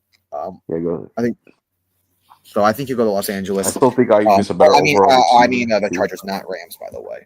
Yeah. So Yeah, he's not good. and Higgins, I still think he'll end up in New England. I feel like that's such a popular thing. They're going to try so hard to get him, and they'll just offer so much money that they'll just do it. That can either go really good or really big. By the way, he's top 10 in most yards per game. He averages 81 yards per game. It's just that he's been injured a lot. Why he's not so up there? A lot of guys have been injured a lot that like are not top up there. You look at yards per game. That's really a valuable stat. Obviously, you play like 2 games and it doesn't really matter because that's like hypothetical. But you play more than 10 games and you're like are up there. Like AJ Brown's top 10 in there. He's not top 10 in real life in yards because he missed games. DK Metcalf's up there. Malik Neighbors is up there. Nico Collins is at number 1 of 100 yards per game. You still have Chase, Jefferson, all those guys up there. Not CD. So, yeah. Anything else to add about this game? No, not really. The Packers is playing. Joe Ma played good. Packers are playing great. Niners are in deep shit because they got the Bills. Oh yeah, they're going to Buffalo. Josh Jacobs played amazing. Josh Jacobs is obviously a top 4 running back right now. So. Yeah. So, I think if I was a Niners fan, I'd be very concerned right now because your playoff hopes are slowly vanishing. Even with Brock Purdy and stuff, they lost the Seahawks, and then obviously the other games. You guys say about Rissi biased. I think I take Josh Jacobs over McCaffrey now. Yeah. I mean, he was already amazing in Las Vegas. When overall, I already take Henry and Saquon over him, right? Like, oh, not even close. They're playing like generational running backs right now. McCaffrey got 1,500 last year on the best offensive line in the NFL. They're on pace for 2,000. So I want to hear it. Oh, they're better. They're better now. That they're better than him now, and their now is better than him last year. They're better than him when he was last year, which was. So it wouldn't matter. It wouldn't matter either way. And I'll still put McCaffrey at 4. But he's slowly going down. We could debate him and Jacobs, but honestly, I'll take Saquon Henry over him. Like, I'm not.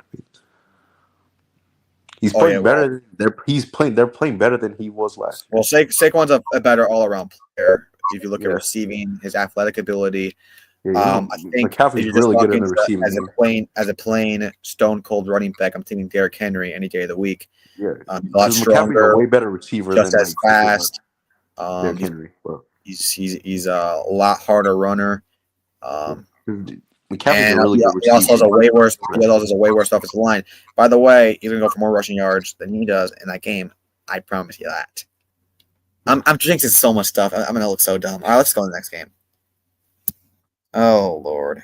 Oh Jesus Christ! I had Arizona win this, but damn. First off, I had Seattle.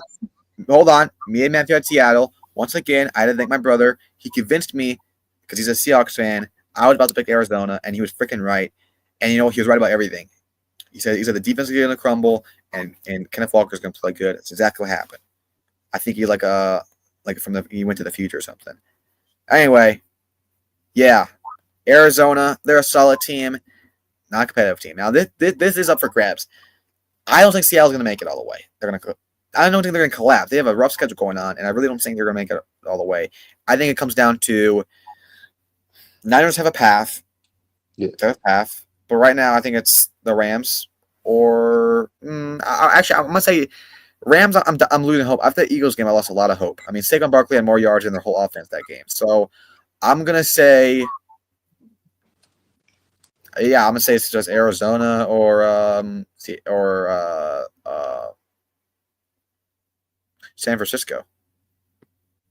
I think that's going to happen. And you know what? They play in Week 18, and that might decide it. Rams have still have a chance. Seahawks still have a chance. I mean, this division is really bad, by the way. May I just add? Yeah, it's always Niners and everyone else. Now it's like anyone else. So the way and see how this goes. Yeah, this game was pretty interesting. Geno Smith, Geno Smith is still awful. He has 12 touchdowns, 12 interceptions. I just want to say that. I don't care if he throws a lot of passing yards. I do not care. He has like flashes, but then he throws so many picks. Trey McBride is amazing. Oh, that's the guy I was forgetting about. Trey McBride. Oh, yeah. Oh, another good tight end. He's really good. They couldn't get the run game going at all. Kyler Murray played not the best. Marvin Harrison played okay. Marvin Harrison's not getting touched 1,000 yards. Jackson Smith had another great game. He's been phenomenal. And yeah, really low-scoring game. Both defense played a lot better than I thought. I thought it'd be more of an offense type of game, but yeah, they win nonetheless. So Seattle, 2 straight division wins. Yeah, I feel happy about that. They're still, I think they'll still like a 7-8 win team. If I'm being honest, maybe 9, but I don't think that'll be enough to make the playoffs either way. So we'll have to see about the Seahawks go. But for this game, good game, fun game. I don't know what it is with teams that are red hot that come out of the bye week and just come out flat like this. Like, I don't understand. Like, the Cardinals are on a 4-game winning streak, and then you come out like this. Kyle Murray's literally he's like an MVP candidate. Like, too. credit to the Seahawks for not allowing a touchdown at all. But man, like, when it comes down to who's going to win this division, I generally don't know. Yeah, because the Niners are dealing with so many injuries. The Niners can come back. Cardinals. I don't think the San Cardinals. Francisco, you still got to count them out because, like, you look what they always do. Look what they did in 2022 with 2023, and they had so much injuries. Brock Purdy comes in and goes like a 8-game winning streak, and goes to 2021. They were like 3 and 5. By the way, would have went to the Super Bowl if he didn't get injured against Philly. So yeah. You guys can't count them out yet. I mean, McCaffrey has to get hot. If they lose to Buffalo, or if it's not like at least a competitive game, I'm going to count them out. Yeah. But I still have good solid hope for them that they can turn it around because that's what they're best at, turning it around in the late season. But this is the late season, and they got to do it now. Yeah, they got to do it now. And as far as Seattle goes, I just have not seen enough from that team overall. I don't see the Seahawks doing anything. I got Cardinals winning the division right now. And then Los Angeles, there's 2 inconsistent. And I think it's either Los Angeles or Arizona, and then San Francisco has a chance. Yeah, I got Arizona Seattle right has a chance too. It's like I literally just changed my opinion. Even though Seahawks won this game, I still got Arizona, but like I don't know. Like for me, it has to be the Niners or the Cardinals because the Rams. Like, I love Stafford, but like their secondary is, except for the Kinchins guy, has been horrible. Like, you're getting burned by Waddle. You're in a dogfight with the Patriots for some reason. And then you let Saquon Barkley run all over you when you have Jared Verse and Kobe Turner and all that stuff. Like, wait, no, they're not on it. Wait, how many games? Oh, I forgot to mention that the Texans, I think they missed a field goal that game, and they also and CJ Stroud also walked out the back of the end zone and were called in a safety. I was like, what the frick? Yeah. Sorry, I just had a safety in my Madden game, so it just reminded me. I'm losing 20-6 right now. But anyway, yeah, good game. Yeah. Las Vegas played better than I thought.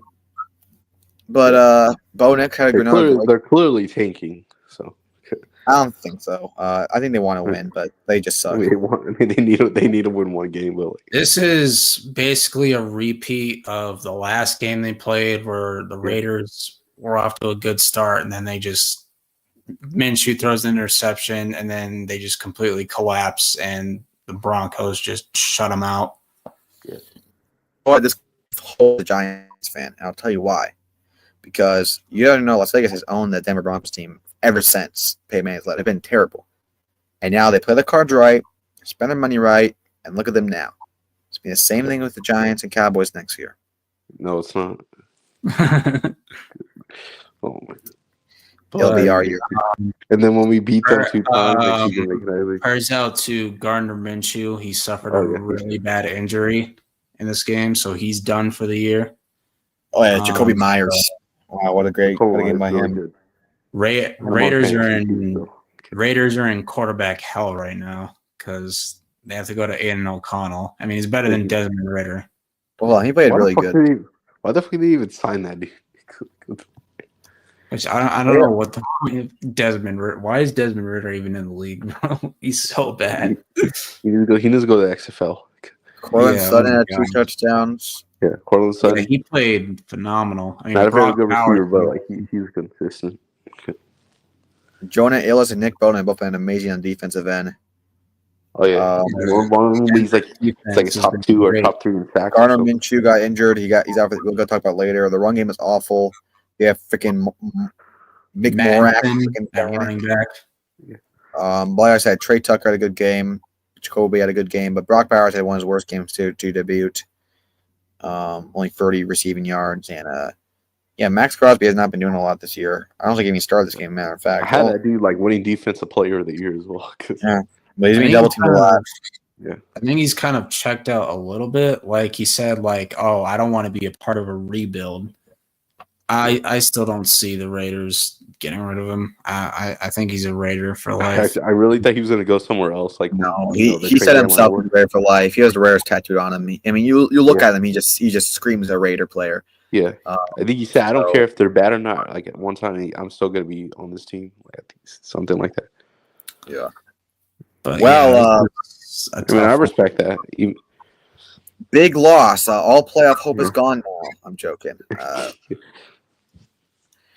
Well, yeah, man. You have to run off AOC, which he's not. He played pretty good against Kansas City, but that outplayed Mahomes in this game today. But that might just be because he always plays good against Kansas City for some weird reason. He didn't even play that good in the last game they won. No, he was actually. I mean, he didn't complete a single pass in the second half, and they still won. That was the Chiefs. That was that pick 6 they threw to Jack Jones, I believe. Jack Jones, yeah. And then he did that. He pretended to give the ball to a kid and didn't. Oh god, that was mean. Anyway. Oh Jesus. Yeah, I had a lot of hope for Gardner Minshew this year. I really thought he could do something. He hasn't been awful, but he has some really good games, some really bad games. Overall, he's been a big disappointment for what he was against Indiana and in Indiana.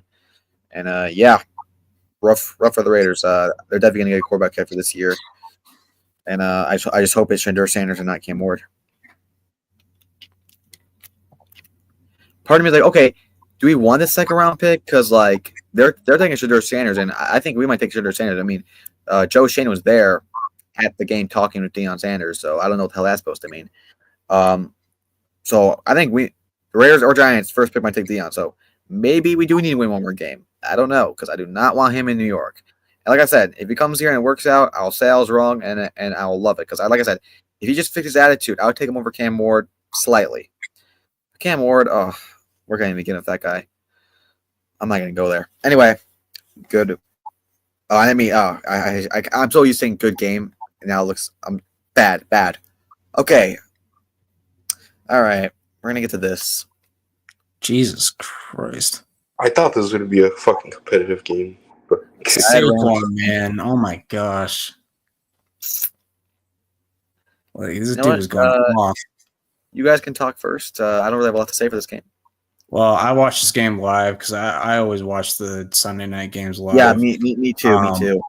Unfortunately, but I watch every single game afternoon. This game, the way this game started was so weird because, like, you see Sirianni like throwing a fit because he threw a challenge flag and the ref didn't see it for some reason.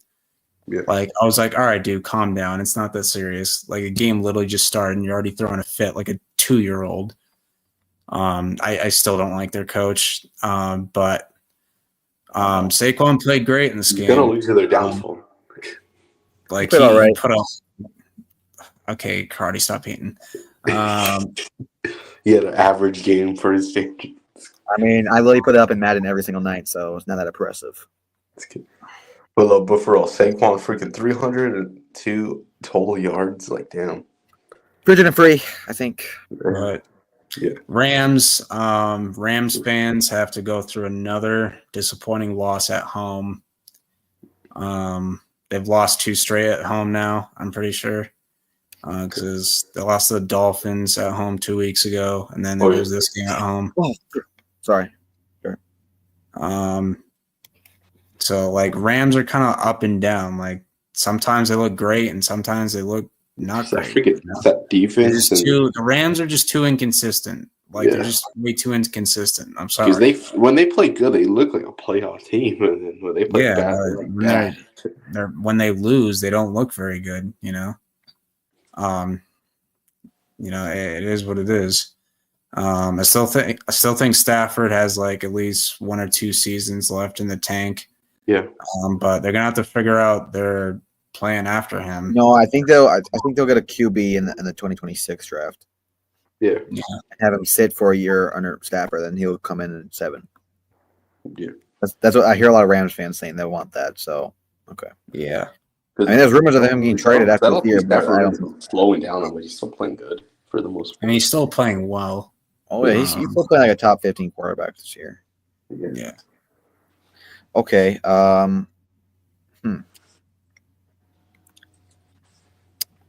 Yeah. Okay. Well, I'll start with the Rams. Stafford played pretty good. Kyron Williams, all right. Puka had a great game. I love the way Puka played. Mark Cooper, Fred Cooper Cup played good. Really disappointed by the defense. Really couldn't do anything against that offensive line, which I guess is the best offensive line in the NFL. But they only pulled together this game, and I don't want to get started with how they stopped the run. Going on to Philly, Jalen Hurts, just like Jared Goff in a way, he doesn't have to do too much, but he got the job done. 1 touchdown, 1 0 interceptions. Receiving, AJ Brown had a phenomenal game. He's probably at least top 4 receiver. I take more with CeeDee Lamb. In the league neighbors, right? Offensively, you had I think 5 backs. Rams line is not looking good. Brandon Graham, I think he might have had his last sack of his career. We'll get to that. Well, actually, we can get to it now, but he's out for the year, and then he's probably gonna retire, maybe, because he is probably gonna retire. Yeah, the way he was talking about it seemed like he was retiring. He seemed really sad. Okay, on to Saquon Barkley. Now, just because I happen to wear the color blue and support a team across the country called New York Giants doesn't mean anything about him as a skill player. Doesn't mean anything about my commentary on him. The way he played was absolutely phenomenal. And I don't think I've ever seen a greater running back in my life than Saquon Barkley. Whether you want to talk about New York, talk about Philly, doesn't matter what color he's wearing. This guy is insane. 2 to-the-house touchdowns. And what we're winning to right now is probably the best running back we're going to see in their prime right now. How long this will last, that's uncertain because, like I said, I still think he's one bad injury away from it being wraps as far as his prime. With what he's gone through, 2 broken ankles on twice. Yeah. If he goes to another one, the knee injury, a lot of hamstring issues. Usually with his legs. In New York, what would happen is the way he would run so swifty and the way the offensive line would collapse just happened so many times. It wasn't his fault. He has a really unique running style, which is phenomenal, which only works with a good offensive line, as we see. So 26 carries, 225 yards, and 2 rushing touchdowns. 300 total yards. This is not just a good season. This is on pace to be the greatest season by a running back in NFL history. Let alone the amount of touchdowns he would have got. It wasn't for those rushing touchdowns by Jalen Hurts. Rushing. And I want to take back what I said about Philly because when they got Saquon, I criticized them a lot. I said, all right, you guys had a running back that was phenomenal last year. He worked really well in here. You could have got him a lot cheaper. Instead, you go pay a guy who was declining on the Giants, who was already 27. You pay him fully guaranteed money, a whole bunch of money, and you could get hurt, which has happened a lot in his career, and you could be all for nothing, and you're just blowing all on a running back when you already had a good roster. It made no sense to me. You should have put more money on your defense than a running back. You're a student to stick it to the Giants fans because nothing else better to do. Frick you, dumbasses. That's basically what I said. But I take it back now because now I understand how value he is to this team. I didn't see the bigger picture because it doesn't matter if it's left 1 year, 2 years. It doesn't matter what the risk is. You get a running back like this on this offensive line. It didn't have to be Saquon. Could have been Derrick Henry. Could have been anyone else. Could have been Josh Jacobs. They wouldn't be this good, but say what you want, culture-wise. Saquon Barkley is a perfect fit on the Philadelphia Eagles. Perfect. The way Jalen Hurts is a dual threat quarterback, the way he is a dual threat running back, with the way he catches, the way he's such a physical demanding running back, the way he's so fast, the way he can go through gaps in the offensive line, which creates some of the best gaps we see ever. But it goes to something else that people need to understand. First off, with the MVP talk, because that happened a lot. I still have him at number 3. People say, "Oh, was just a quarterback thing?" Well, kinda, because it's called most valuable player, and quarterback is by far the most valuable. I just can't see him winning the MVP. Like he has a chance. By the way, there's a very good case for him. If Lamar plays, I can't see him beating Lamar or even Josh Allen. Hold on.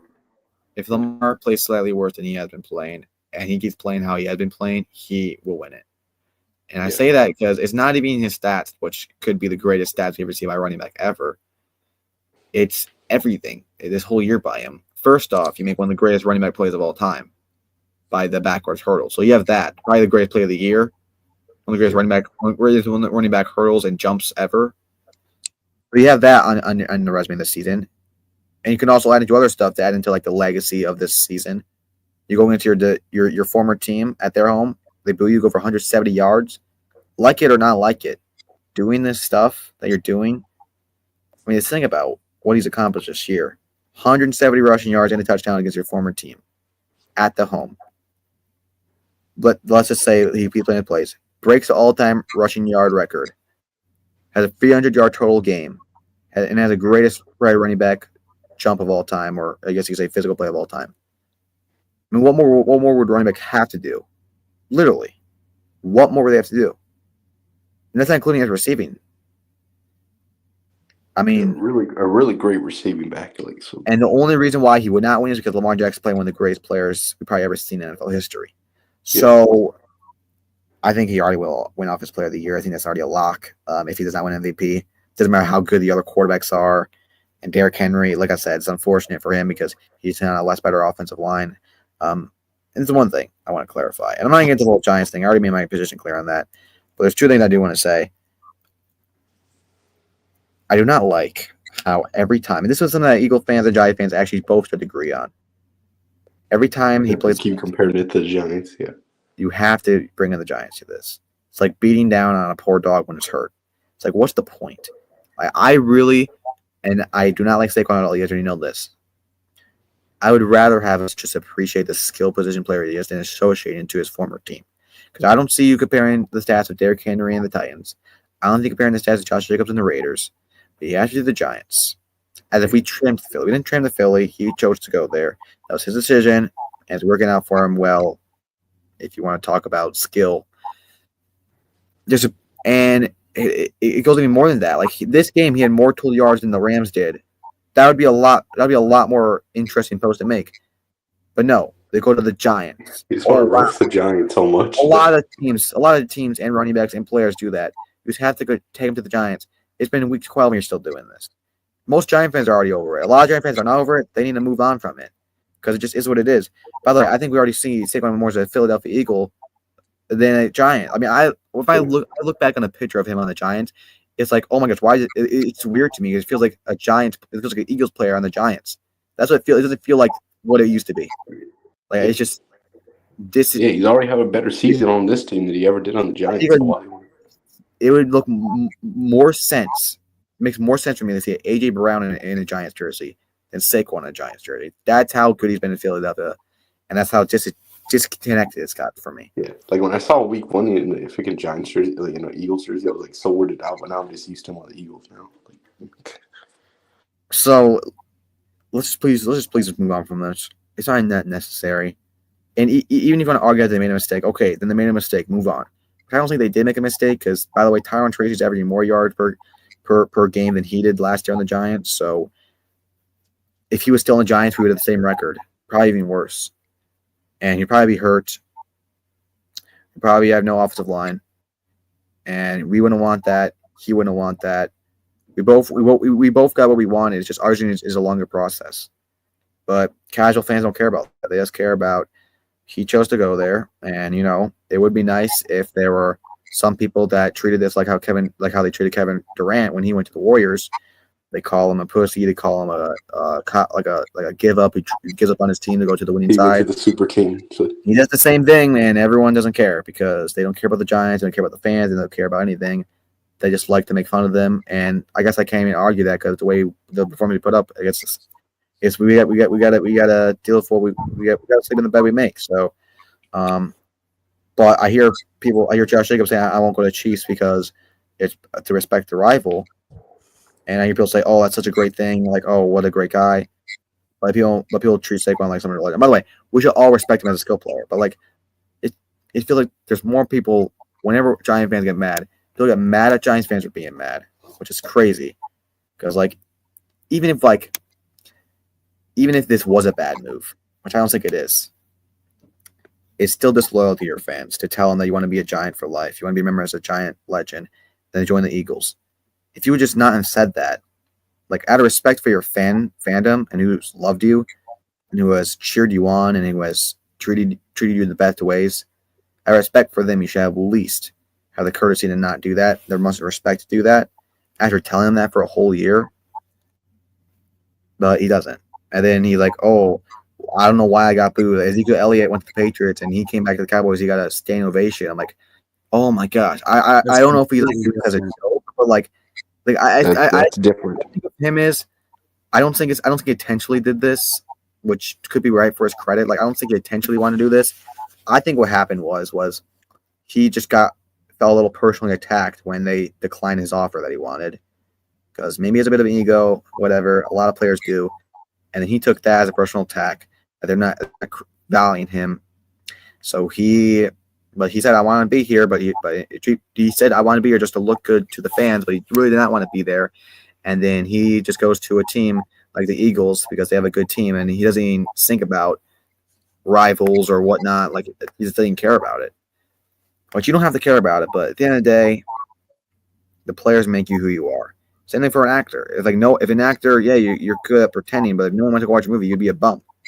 If everyone stopped watching football, no one will know who you are. You're just a grown man running around with a football and in a jersey and a helmet. That's all you are.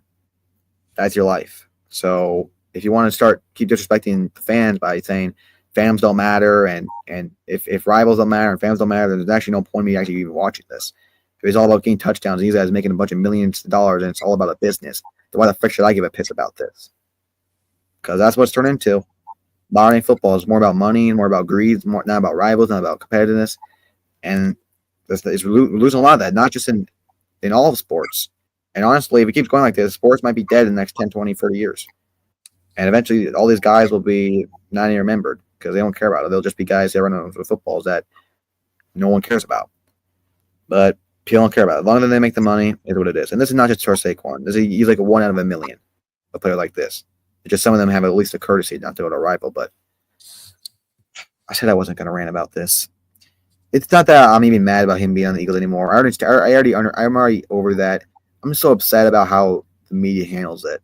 How no one can even pass a freaking thought of that. Okay, he did something that was wrong, or pass a thought that the Giants did the right move by going into rebuild, which is actually why. People make fun of Joe Shane like he should be fired because of this. How he handled this is why I want him to stay, because he made the decision to go into rebuild mode when he knew the pressure of this and what his owner wanted. He even said himself, "I don't care if I get fired because of this. I'm always gonna if I'm a GM here, I'm always gonna do what's best for the team in the long run." That's what he did, and that's why I want him to stay here. Yes, he might make some bad draft picks, not this year, but other years. And yes, he might pay a quarterback $40 million, which means he's saying, okay, I wouldn't mind another GM, but I'm surely not firing this guy, especially since he came into this team when it was a disaster. So we'll have to wait and see how this plays out with the GM thing. I don't know if he'll be fired or not. It really wouldn't matter to me, but in my opinion, I think he made the right move. Saquon go for 5,000 yards. We still made the right move because it would not have mattered if he stayed on here. It would have been bad for us and bad for him. He'd be the same record. He'd probably get injured again, and it would mean nothing. If we trade him to the Eagles, I would be the exact same. People act like we trade him to the Eagles. We didn't trade him to the Eagles. We tried to pay him last year. Now we don't have the money. Now we need to go and rebuild. The same thing the Titans did. Same thing the Raiders did. Which no one gives them crap. But he decides to go to the Eagles. We don't. He says he wants to be a Giant for life. But he goes to the Eagles. He says he wants to be remembered as a Giant, and he wants to be that to be his legacy, a Giant, like as Eli Manning. That's what he wants to be. That's what he wants to be remembered. He goes to the Eagles. Makes no sense. So, and I think it will pay off when we have Cam Ward, Tyrone Tracy, Malik Neighbors on rookie contracts for at least 3 to 4 years. If it all pans out, and he's 30 on the Eagles. What's the old quote? You won the battle, not the war. That's what I think. Maybe Carter was talking crazy like that in our group chat. I was like, oh my gosh, dude. Or maybe I'm just delusional. But no, I generally think Joe Shane has to set up this team for success next couple of years. Everyone's always telling me, oh, the Giants are so good, but they're only a quarterback away. I'm like, okay, why are they quarterback away? I don't know. Well, those are the exact same people that say that, or the exact same people that'll make fun of them for letting Saquon go. Oh, has it ever crossed your mind that maybe that's why we're quarterback away, because we let Saquon go? That we didn't build, we didn't build a rebuild. We didn't keep a 27-year-old injured, banged up running back who didn't want to be here in the first place. $16 million per year fully guarantee on a rebuilding team that has been here for 5 years, and we had one successful season on this team. Has it ever crossed your mind? I don't know. It just makes sense to me. If Saquon was younger, and I would have definitely. By the way, if we didn't pay Daniel Jones, I would definitely pay Saquon $16 million. Yeah, absolutely. But you can't just make a mistake and double down on it. You got to deal with it. And we dealt with it, and it's costing us big time. But it's not like we trade him to the Philadelphia Eagles. If we did, it'd be awful. I would criticize him more than anyone else right now. No, it's not what happened. And I would actually root for him on Philly. I already said myself, if Dexter Lawrence went to Philly, I would root for him. Because if he got let go, or if we trade him to Philly, I would root for him. I can't. But this is a guy who chose to go there, who chose to leave, and we did not choose to let him go. We had to let him go because we paid him. It would have gone nowhere. I mean, I guess you could say hypothetically we didn't have to let him go. Yeah, well, you have to let him go if you have a brain cell. All right, this is the last time I'll rant about it. All right, I promise. But yeah. But I will say it is really fun watching Saquon Barkley play. Such a great running back and a great player. I still think Derrick Henry's better. He's one of my favorite players to watch right now. But he'll have a good solid 3 years there. And then after that, we'll see how that goes. Maybe he stays there. Maybe he goes somewhere else. Don't you dare Saquon try to pull a freaking LeBron James and try to rejoin the Giants when they're good again. I would decline. I wouldn't trade you back for a penny. I don't care if someone offered me Saquon Barkley and 10 first-round picks. I would still not accept that. Asshole. All right. Moving on. Okay.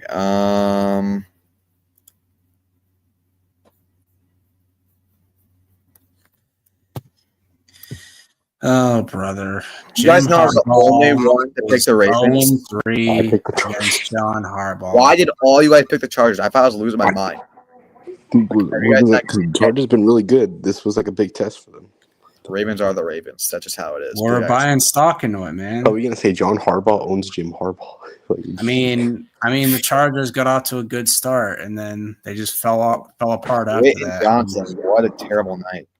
He's actually been playing good these last few weeks, and now back to what he was last year. Just the Chargers defense just couldn't do much. Lamar played amazing. He had free total touchdowns. He tried to do his old high school touchdown too. They allowed 3 straight scoring drives for the Ravens or something like Derrick that. Henry, 140 rushing yards. Yeah. Should have had a touchdown. Lamar Jackson, 3 total touchdowns, 0 turnovers. Mark Andrews had a good game. Zay Flowers had a good game. Herbert, good game by him, but like I said, he couldn't really do a lot with his freaking receivers dropping it. But Lad McConkey. Lad McConkey played well, but Quentin Johnson, 3 drops, couldn't really do anything. CeeDee Lamb. What? Huh? What? Oh.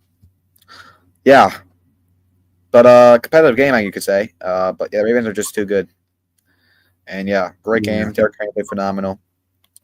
Good one. Yeah. Okay. Yeah, John is 3-0 against Jim. Yeah. Kristen is getting sick and tired of seeing this. I get it. We didn't get Randy Moss, and he got 3 touchdowns over us. I get it. He's ringless though, so that should make you feel better. Yeah. It's Odell and the Cowboys. Nice to see. Let's look at these pictures. Let's see what we got. Oh, is this all Odell? NFL posts a whole thing about Odell. The most overrated player of all time. Underrated. Most underrated player of all time.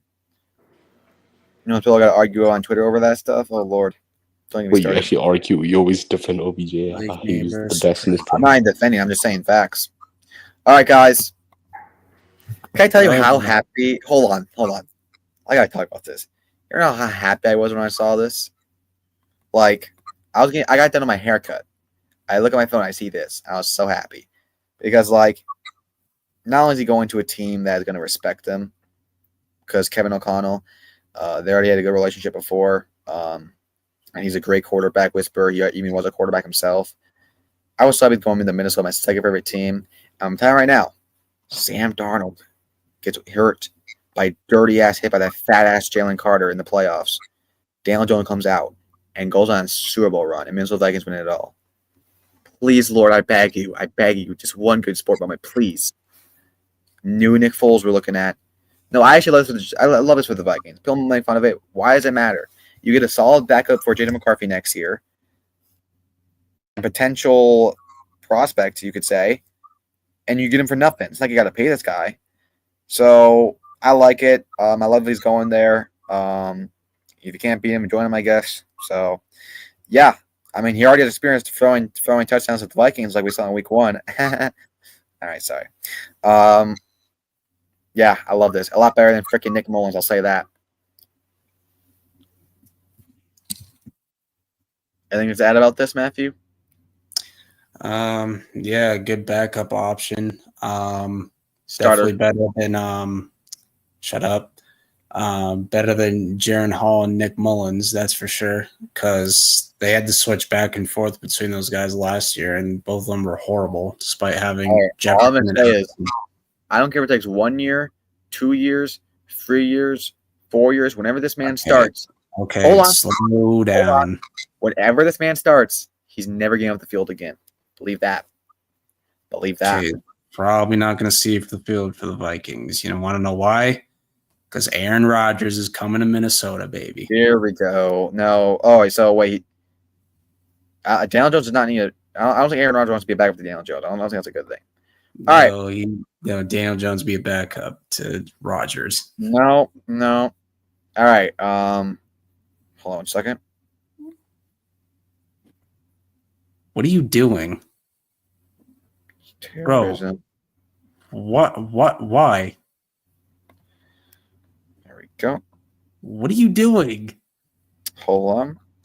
I'm reporting these comments real quick. Oh my God, Noah! Seriously. Report. False information. There we go. Social issue. Bro, you know this is recorded, right? Yeah, I'm speaking facts. Okay, so what if the person who runs the NFL page sees this and then comes after you? Listen to me. Yeah, then they're gonna sue you though. No, they're gonna sue me. All right. Report. Hate speech. There we go. Wait, what did that one say? I don't know. All right, to AFC Player of the Week. Myles Garrett, AFC defense. All right, I can't let my bias take control. I'm sorry. There you go. Saquon. Yippee. AFC defense player of the week. Myles Garrett, 3 sacks. Play phenomenal. But TJ Watt's still better. He's just going to get double teamed like you. So calm down. This guy got a good game. Cavante Turpin, bro. All right. Top 5 in sacks. Trey Nick Hendricks. Burrito. Sorry. Top 5 rushing yard leaders. Now, Henry still has a chance, but he also has a bye week. Saquon doesn't, so you have to really outperform him. I mean, they're playing against each other this Sunday, so we'll see what happens. Yeah. And I wonder, interception leaders. Joseph McKinney and Marlon Humphrey. Happy for McKinney, a real giant.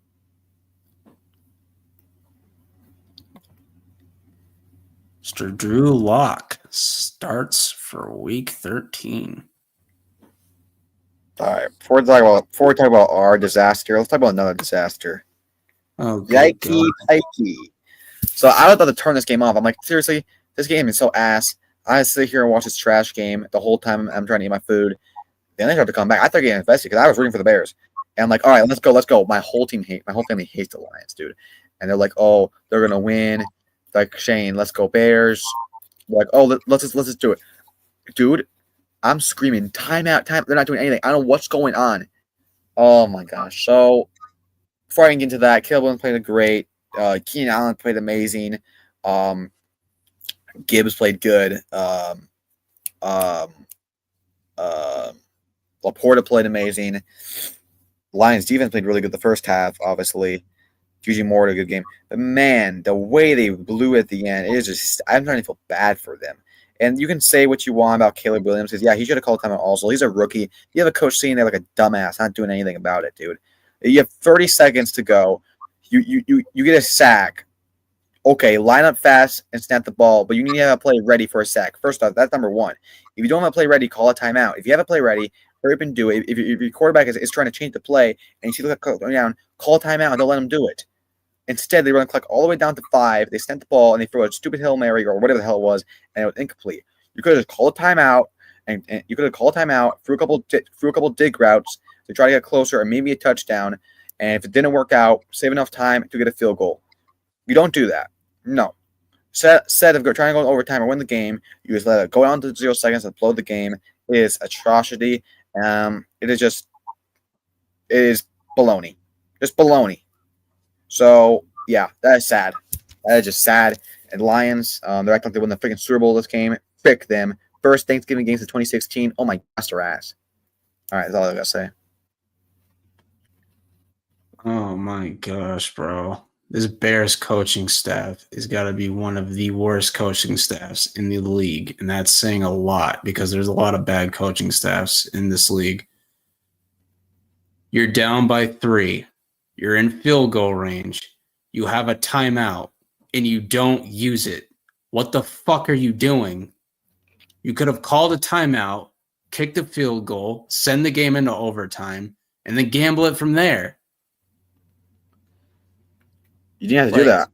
If you just would have had a play in place instead of a sack, you could have lined up fast and hurry up, or you could at least clocked it to talk and say that timeout because you don't want to use that timeout right away. If you're just trying to get a touchdown, you use a timeout, and then you do another play, and then you can't call a timeout. You get what happens here.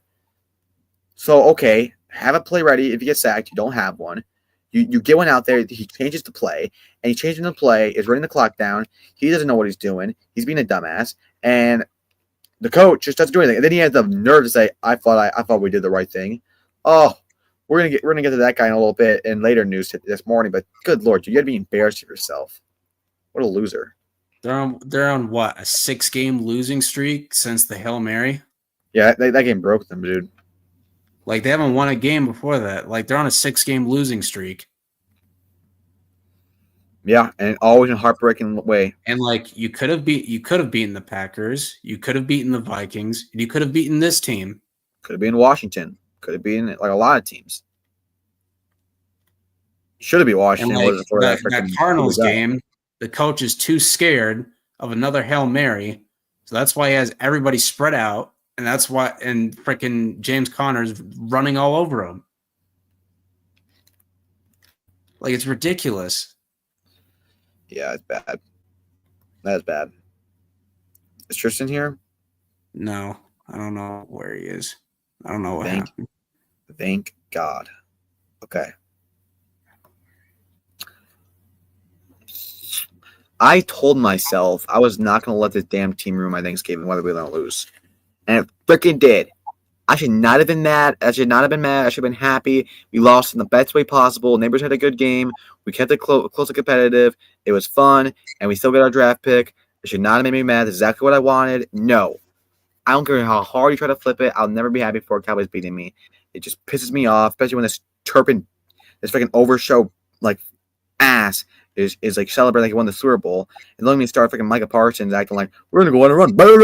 Yeah, you want to get Evan Neal, you a-hole. You guys didn't beat the Commanders. The Commanders beat themselves, who are not even a good team to begin with, and then you guys barely scrape a freaking comeback away from Drew Lock and the freaking Giants with no Jermaine Illuminor, with Evan Neal and freaking I don't even remember what was the guy's name, freaking blah, blah, blah, blah. I don't even remember the Joshua freaking Hubba as the other offensive lineman.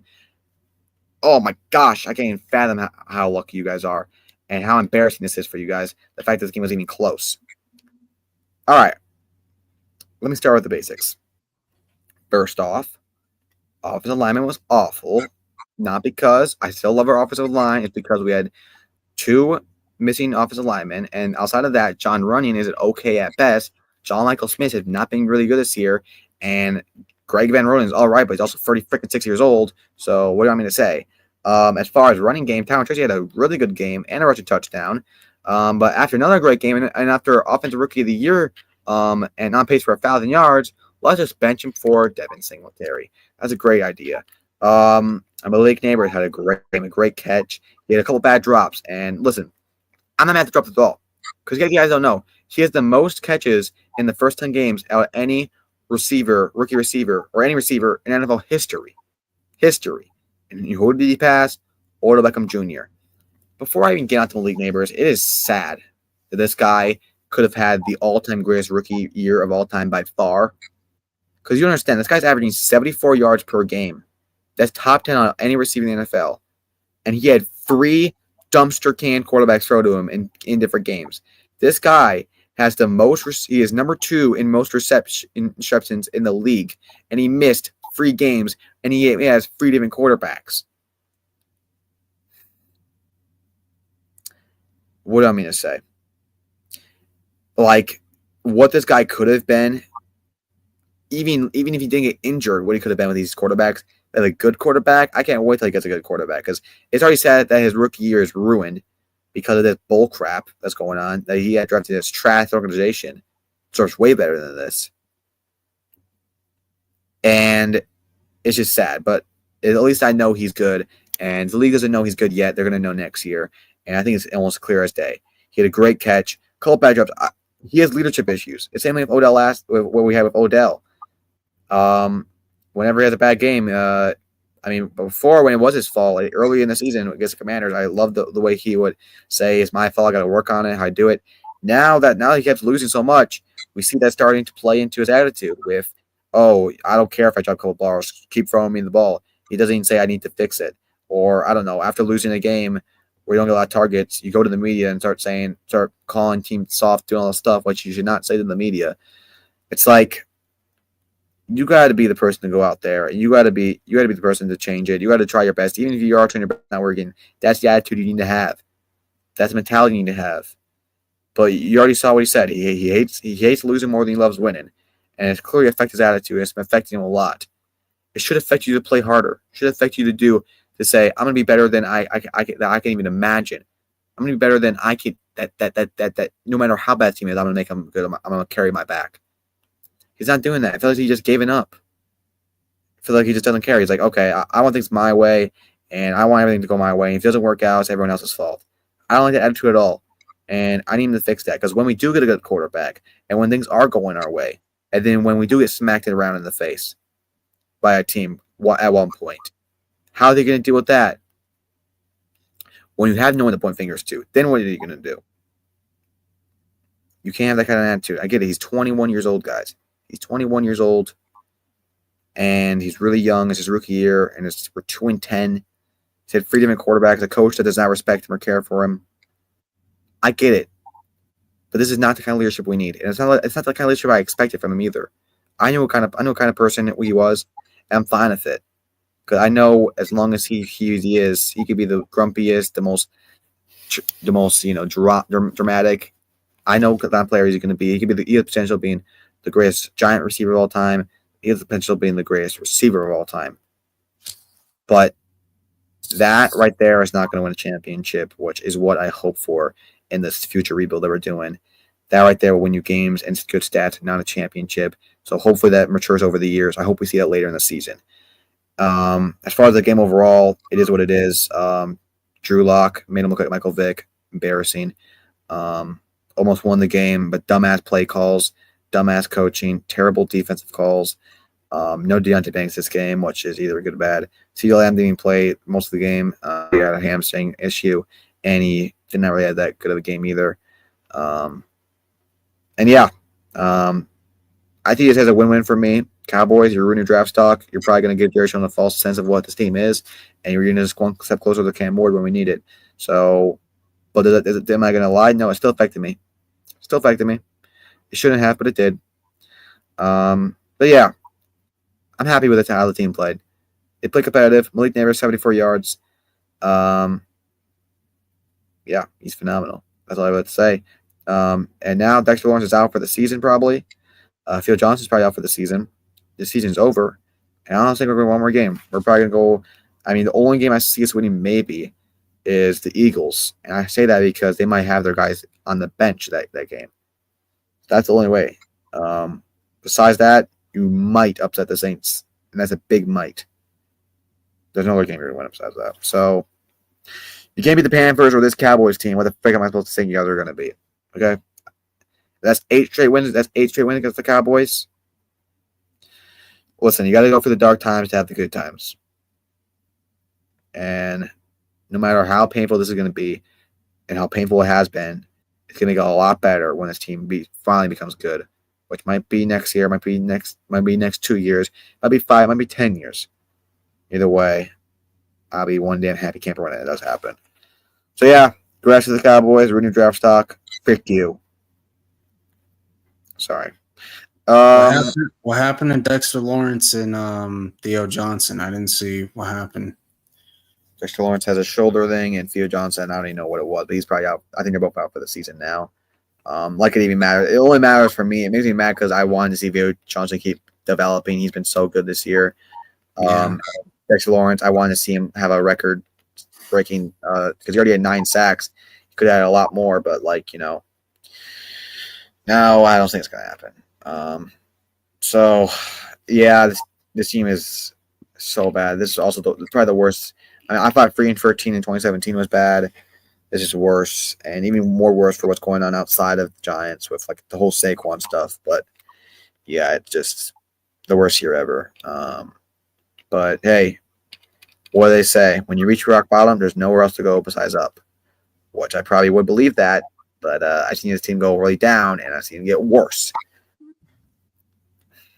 I don't know. Anyway, Packers whooped the Dolphins' ass. They need a new coach. Tua played good. Tyreek Hill played good. McDaniels is awful. We're going to get the run game going. Jordan Love played great. Juwan Smith played great.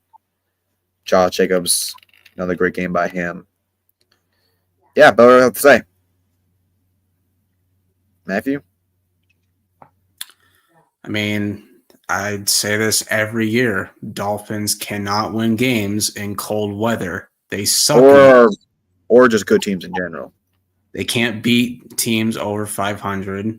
They can't, they play horribly in the cold. It's not even funny. 0-8. 0-8. You had 3 points at halftime. That's it. That's all you did. That's all you did at halftime. And I didn't even watch this game. The Packers didn't even have Jair Alexander in this game. Like, yeah, they had McKinney, but they didn't have Alexander in this game. They still locked your receivers up. Like, this is ridiculous. Like, they can't beat good teams. Like, the only 500 team they beat last year was the Cowboys, and they're not even that good. Like, yeah, that was they didn't really beat any team above 500 either. The only team they did beat 500 was the Seahawks, and that was a robbed game. So yeah. I exactly. guess and I guess the Eagles, if you want to even consider that, because at that point they're the worst team in football. Like at that point where they're playing, on the downfall. At that time. I don't think it matters. The point is, Tua is just not that good. He does not play well in the cold. Yes, I want to say that he's been playing really good this year, and he played good this game. He played good this game too. I think it's the play calling. I really do. Yeah. Should they fire Mike McDaniel? Yes, but they're Dude, probably not. The only reason people saying he's a good coach because he has a funny personality. Dude sucks. So let the team back. Yes, they should fire him, but they're not going to. That's the problem. Yeah, because he's too flashy and too cool, and he makes funny post-game conference. But I think he'd be a good offensive coordinator, but not a good head coach. I don't know, dude. The plays he was calling, dude, like not throwing to Tyreek in the red zone, like not giving him any calls, like it's ridiculous.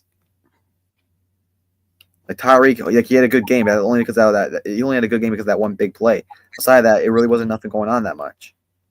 That big play for the touchdown. I don't know. I don't see the Dolphins making the playoffs. No. Like after that, like 3-game winning streak, they're like, oh yeah, we're going on a run. We're gonna sneak into the wild card, and we're gonna beat all these. We're gonna upset all these good teams. I'm like, wow, you beat the Raiders and Patriots. Whoop-de-doo. Congratulations. You can beat bad teams, but you can't beat good teams. Like, you guys are frauds. Like, what do you want me to say? Yeah, I agree. And if Tua gets hit with one more concussion, he's done. I promise you that. All right, let's do a CTE. All right. Finally. They took their damn time. He took his damn time too, but they took their damn time. He becomes the first head coach in Bears history to get fired before the season ended. Since World War II. That's how bad he is. Has not happened since World War II. 1940 since it happened. Like, jeez. And, yeah, he was an embarrassment. Awful. Probably one of the worst coaches I ever seen ever. Yeah, and I don't know what took him so damn long. Should have been fired after the freaking what game I would say? Probably the Patriots game. That'll probably the nail in the coffin. That should have. They fired Shane Waldron after that game. I'm like, okay, you fired Shane Waldron. Why didn't you fire Eberflus as well? Yeah, you couldn't. I mean, I don't know. He showed red flags. You played slightly better when Shane Waldron was gone, but still, you were still coming up short because Eberflus does not make good decisions. No, very bad. Terrible leader too, and he takes no accountability of his mistakes either. So about damn time. They did this. Yeah, stupid. It's almost like he wanted to be fired. All right. And Black Friday, Black Magic Chiefs. Oh my god. So sick and tired of this. Lose in the most like Brock Bowers. Oh my gosh, dude. Such a good dude. He is amazing. And Gronk said it himself. This guy might potentially be the greatest tight end of all time. Like it is insane the way he's playing. And I think he's my offensive rookie here for now. And that might stay the same. Oh, the Chargers should have got him. Dude. I really wanted the Chargers to get him. They should have got him. I don't know why they didn't. Yeah, like he looks freaking phenomenal. Tristan's back. The way the Raiders lost this game was like horrific. Oh, this game, it was so embarrassing. You had this game in the bag. Aiden O'Connell is not even playing not even paying attention. He snaps the ball, it hits him, and then they have to dive for it. Chiefs get it back. Game over. Yeah. Like, seriously? Dude, unlike the And freaking Aiden last game. O'Connell threw more yards than Mahomes did and threw more touchdowns than Mahomes did. And they still lost. Yeah. Hopkins had a good solid game. Serious? Dude, unlike the freaking last game, they beat the Chiefs. Aiden O'Connell actually played good this game. Unlike the other one where they won. Yeah, he had more yards than Mahomes, and he threw more touchdowns. Isaiah Pacheco was back, and he played all right. He played really good. He's still getting exhausted. Yeah. But it's good to see him back, though. Couldn't get the run game going at all, obviously. But I bet we won't see anything about Josh Jacobs leaving, but whatever. Yeah, and it's rough. And it's not even that, like, first off, the secondary is awful. That needs a lot of fixing. Your offensive line clearly needs some improvement. And obviously a running back. So secondary, you can go corner, you can go, and I always say quarterback, but honestly, this game, quarterback position wouldn't have mattered. You still would have lost. You could have had a great quarterback because you had a quarterback who put up great stats. Yeah. So it wouldn't matter here. Obviously, you need a quarterback, though. Long term. Brock Bowers went off. Like, that was Dude, yeah, he's amazing. Yeah, he played great. Him and Kittle, like, I think he's the best tight end in football. Yeah. And I think he will be offensive rookie of the year. And yeah, he already has like the most receptions out of any tight end in rookie history, I believe. Yeah. Might pass all time receiving, which I think was set by Kyle Pitts, or I don't know who it was. It was somebody. But I like Raiders. You guys have this game in the bag. You just need to get a field, but then you fumble. We're not fumbling. What? They're making the playoffs. What? Oh my God, I'm so shocked. So shocked. Never saw that coming. No, I thought they were going to lose the next 10 games. Well, guess what? Raiders and Giants are eliminated for playoff contention. I'm so shocked. Yeah, wow, you really shocked me there. Okay, well, we finally got through all these games. A long-ass week. Let's get to our predictions. And by the way, I would well, hold on. Let me say it from week 12. I don't have week 13. Wait, no. But this week 12? This week is week 13. Okay, Yeah, so week 13.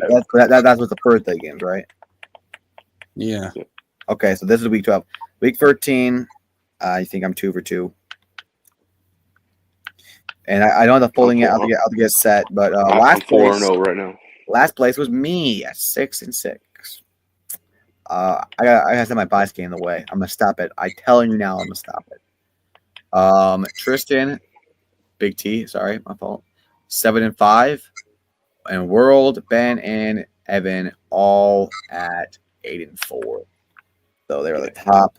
Not the best week by really any of us, but is it what it is? Let's get to our predictions now.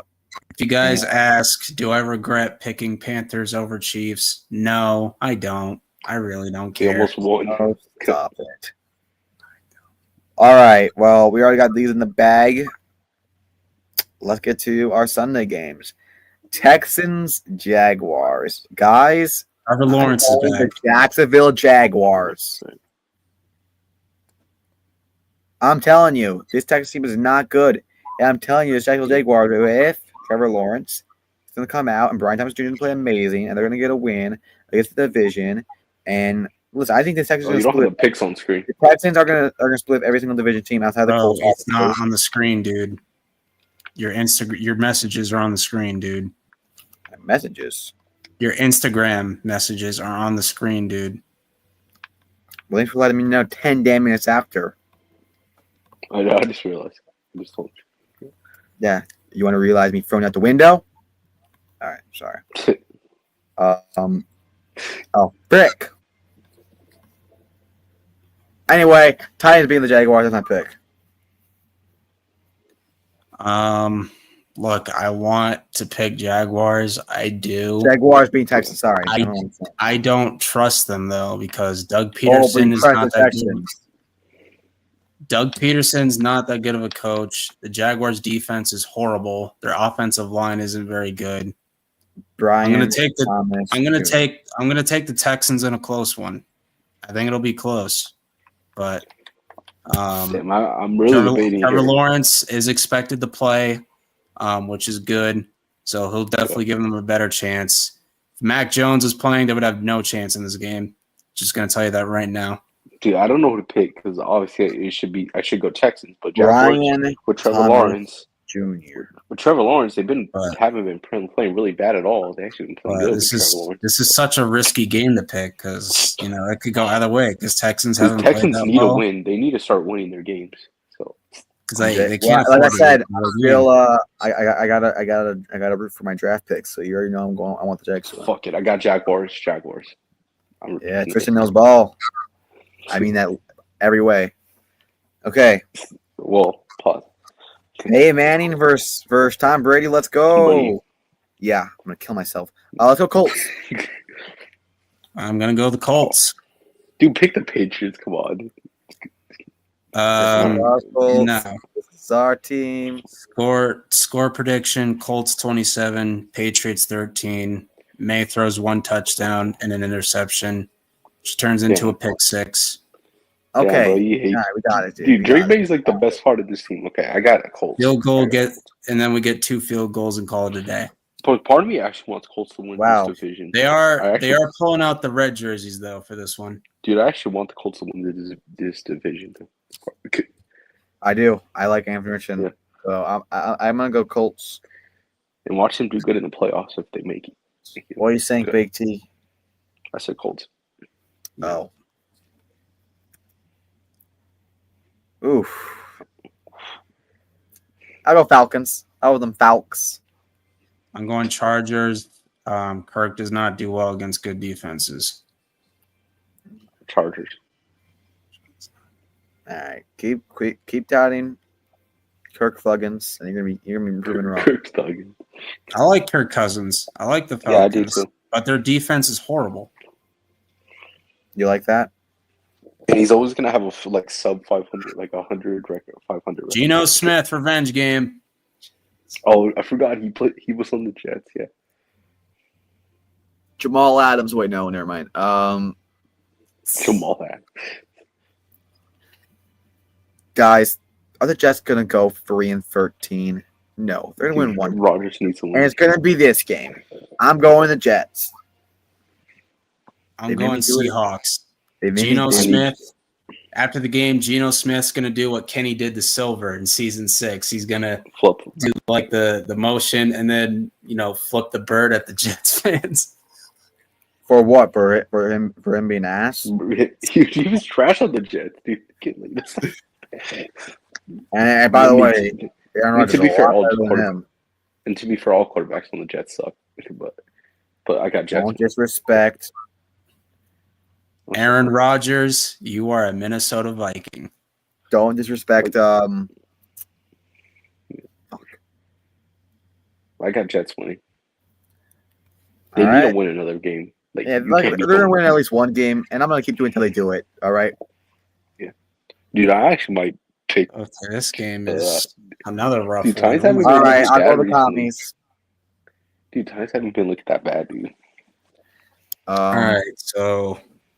Austin Eckler's out and Brian Robinson might be out, so I'm going to take the Commanders in a close game. I don't care. I got Titans winning. I wouldn't be surprised if the Titans won, though. They do have a better defense, but their special teams is horrible. It's a close game, but I got Titans. Take it away, guys. Ooh. All right. Damn it. I don't know who to pick here, dude. All right, Steelers defense is probably going to win this game, but I'm still going to pick the Bengals. They need to have a winning streak. Guys, I said that every single freaking week, and you guys have been wrong every single freaking I know. I'm just saying they need one. They need to win every single damn week, and they have not won. I know. They're going to win a few more games. Oh, yeah, and the dominant Pittsburgh Steelers is going to be one of them? Okay. Fuck, I really love Russell Wilson. I got Steelers. I mean, they lost the freaking Browns the last week, so I'm just saying. The Ravens did too. The Ravens. You forget that happened? Yeah. I got Steelers winning. Yeah, I'm gonna go Bengals. Bro, I'm you gonna just pick Bengals. criticized us. You just criticized me for picking Bengals, but you're gonna go ahead and You pick want- Bengals. No, it's the Come on. reasons why you're picking them is why it makes me mad. All You're right. a freaking spoiled fucking blonde prick. No, you have dumbass reasons like, oh, they need to win. Okay, yeah, I think every team needs to win. Kristen said that, not me. I said that. Well, I thought you were gonna say it because that's what you think every time. You freaking No, I just, dude, they're like the actual. no. All right, Bengals are at home. They have explosive offense, and the defense looked slightly better in the Chargers in the first half. Maybe they'll get there 1 week and they'll split with the Steelers. You know, They'll get it at home. I'll go I'm thinking Bengals. about it. No, I'm gonna switch my pick. I got Bengals. I Damn, I should not have said that. All right. Bengals. I switched my pick to Bengals. I was thinking about it. I'll go Vikings, but I'm not confident in that. Just like I am every week because they always worry me. I'll go Vikings. I mean, Vikings defense is really good, so I'm going Vikings. Vikings. Van Ginkel. I always find a way to pick the Cardinals, but no, not this week. Oof. Yeah, This is actually a lot. This is actually rough. I'll go Rams though, but this is rough. Rams. Rams. Derek Carr's been looking really good. All right. Now they want to win. Oh, damn it. Dude, why do I want to pick the Panthers? What happened last year? That's all I'm going to say. They did not beat the Panthers did not beat the Bucks last year. No, they beat them. No, that was their second win. They beat the Falcons, not the Bucks. Oh, wait, let me check. Same team. Okay. I'll go Bucks. They're a top 10 team healthy, as we saw against New York. But maybe we're just the most ass team in human existence. I don't know. Maybe Bryce Young magic just happens. But Bucks are going to. You're right. My bad. Yeah, my bad. They got to win this. They got to win this to get to, if they want a chance to get in the playoffs. So I'm gonna go Bucks. Mike Evans and Coach Jason Horn for lunch and dinner. I'm gonna go Bucks. I just hope Bryce Young plays as good as he did last week and he keeps the game close. But Panthers defense is horrible. I don't know if this is an upset or not, but I got Panthers. No, it's not an upset. The frick? How is that not an upset? The Panthers are the worst team. Yeah, because Bucks are not that very good. The better running back will win. So I think I already know my answer. Saquon then? That's funny. No, Ravens by double digits. They're going to expose this ass team. This is going to be the beginning of the downfall, just like last year. Mark my words. Put it on a golden statue. No, I'm not going to be biased anymore. No, I'm not biased. I see the future. I'm a genie. I'm Houdini. It's going to happen. Watch. Houdini, not Houdani. I'll say whatever the frick I want. I say whatever the frick I want, Mr. You know what? I know what I'm talking about. It's gonna happen, and I can't see those sorry ass Eagles cry louder than when T.O. went to the Cowboys, or louder when leave my boy T.O. alone, or louder than when what else happened? What was the receiver's name who got that touchdown against us? Jackson. Oh, Deshaun Jackson. Yeah, when he went to the Redskins and had a 1,000-yard season and 120 yards against them, you should have saw the way they're reacting then. It's gonna be louder than that. So, with that being said, I'm going to Ravens. Finally gonna expose this sorry ass team. I cannot wait to see it. Ravens by double digits. Matthew? World. Potentially Super Bowl preview. Potentially. Sorry. Dude, we got to stop hating on the Eagles. They've been playing really good. I hate to say it. I said potentially. Oh, yeah. Potential little Super Bowl matchup here. Oh, bro, they can't meet in the Super Bowl anyway. They're in the same conference. Exactly. Even that makes more sense. The Eagles are not making the freaking Super Bowl. They've done it before. Just saying. It was a lucky ass season, and they only made it because Brock Purdy was injured. Okay. All right. Okay. Just calm your titties down. But no, I got Ravens winning. It should be a primetime game, but it's not for whatever reason. I don't understand. I don't think they should. I don't think there should be blowouts on primetime games. But I would like to see Lamar and Derrick Henry versus Jalen Hurts and Saquon. How is that not a primetime Saquon game? versus? So this is like a Tom Brady versus a crippled kid. Okay, good to see. Bro, oh my god, bro! Did you hate the Eagles? I mean, I hate them too. So I kind of I can't help but laugh. I'm going Ravens. I think No, they're the better team. it is not. It's actually not Ready. healthy. The amount I hate this team. It's literally just a football team. It's not healthy how much I hate them.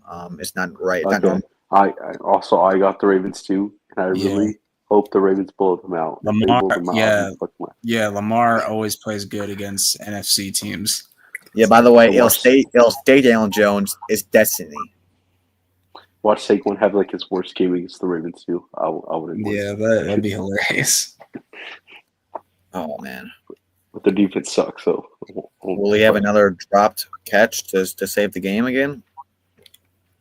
We'll see. All right. Oh, we already know who we're picking for this game. I'm going the Niners. They're finally going to be fuck? back. Brock Purdy, McCaffrey are going to return, and they're going to go on a nice little run. I'm going the Niners. In the Buffalo against the Bills. All right, I'm going the Bills. I think they should win this with ease. With ease. All right, chill your titties.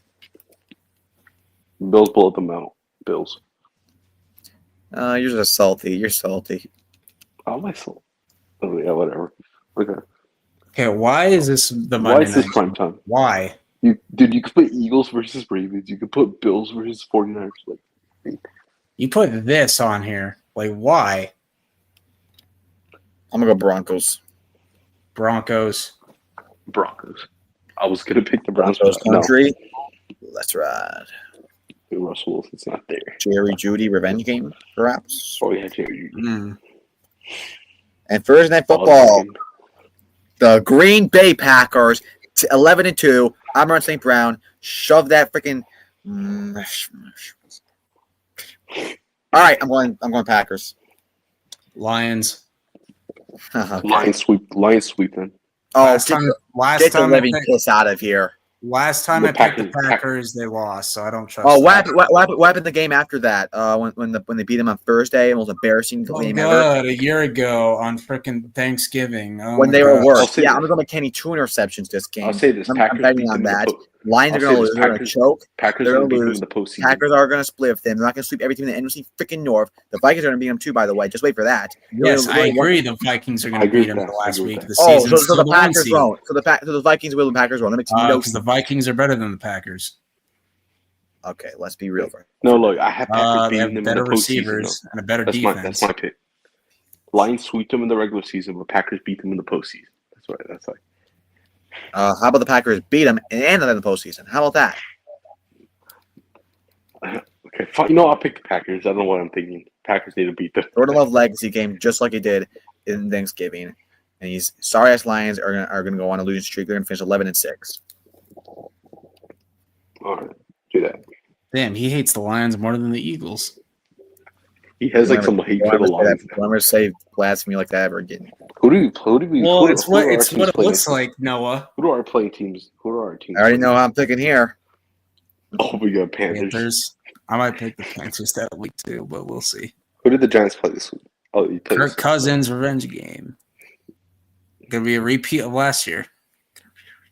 Oh, we played the Like freaking they're winning Bengals. We played the Bengals.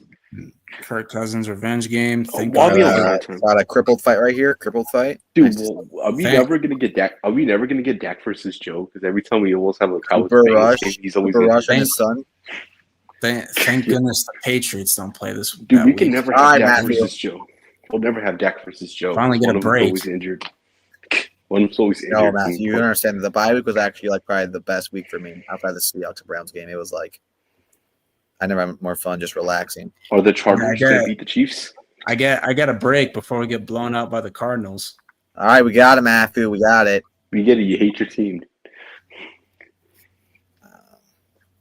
Ooh, we get a Benjamin Oh, Chase whatever. Young revenge game. Oh, Chase Young, Marshall Lattimore too. Marshawn Lattimore revenge game. If he actually plays, Oh, yeah, Yeah, dude. that's right. if he doesn't play that game, I'm gonna be pissed off. Dude, you need to play. You need to play in that game, dude. Chiefs versus Browns. Jameis wants to be. Jameis wants to beat the Chiefs. You don't have Daniel Jones, so no Daniel Jones. Oh, Dude, the fact that we're saying that him versus Lamar, that you don't have Daniel Jones, this is You crazy. don't even have Daniel Jones anymore. So you yeah, can't we say, got to trade for him at the last minute to get him started this game. Dude, doesn't that sound crazy? We were saying that you don't have Daniel Jones, so you can't beat the Ravens. That's crazy. Hey, it doesn't matter. Daniel Jones, we're still the only NFC team to beat him. Keep Daniel Jones out of the equation. Giants are the only team. So, Drew Horsecock legacy game. Or Tommy DeVito. Tommy, dude. Drew Lock didn't even play that bad last game. I mean, well, you guys made him look like freaking Michael Vick, so. Yeah, but you're not Josh Allen, buddy. But we also didn't make you guys look like the freaking 95 freaking Cowboys. Nah, dude. But CeeDee Lamb looked more like freaking Quentin Johnson out there. Yeah, I was like, bro, was that Quentin Johnson? Looked like Nikhil Harry out there. Dude, Mid-League Neighbors did too, dude. I'm not gonna lie. All right, I don't care. He still took that freaking bland ass corner. What do you mean? Blind freaking had him locked. Not one. Oh, we did not. Bro, every single play, I saw him wide open. And now Blind was just having an off day. Let alone that one time he cooked him and he like really backwards. You're lucky Trayvon didn't play that game. He would have had him locked up the entire game. Oh, just like last time where he had almost 100 yards on him. Not against him. He went against a fifth string. Yeah. Did you not see that one play where he was wide open and he was underthrown? Okay, that one play. Besides that, Trayvon had that dude locked. Well, that time when he slipped him to the ground and got a first down on fourth down, or that one slant where he got the first down. Trayvon all his catches, dude. All his catches were against other corners. Trayvon's not even like a top. No, bro. I have a whole compilation of him cooking them. I can send it to you. And by the way, Trayvon Diggs is not that good. He's getting cooked left and right this season. Like, do you see Drake London? Like, the thing is, people barely throw to him except for that one play. So I mean, it looked like there's a better separation from him and the real London than him and Drake London. That's how much he cooked them. And then he does good against freaking AJ Brown because AJ Brown did not have a catch against him. I don't think. So, okay. Lucky ass game. All right, well, yeah, he's not that good. He's like a corner too. Okay. Well, he's better than Deontay Banks, but you're lucky he was not starting this game, buddy. You're real lucky. Wait, Deontay Banks wasn't playing in that Thanksgiving game? No, he was not playing. We had freaking Dory Jackson out there, freaking so ass. He made freaking Brandon Cooks look like freaking Michael Irvin. But yeah, he brought him back to his prime. Thanks. Yeah, for whatever that is. I guess him on the Saints on the Patriots. Probably the Texans or Rams. I'll say Rams. Oh yeah, Rams. I ain't got that so much damn teams I don't remember. Yeah, he's literally like a journeyman, almost. But yeah, CD looked like Quentin Johnson, and then freaking Rico Dowdle looked like Emmitt Smith out there. Like, am I like in the 90s? Like, yeah. All right. Well, thank you guys for watching this Sportviille. Yeah, pretty long one because we had it was a long week of snooze and stuff. So we'll see you guys next time, and always remember, hey, Evan can't stop me this time. Oh boy, I gotta say what I gotta say this time. Keep hardly, not gently, viciously, absolutely demolishing those Saquon Barkley balls. Peace out. Pause.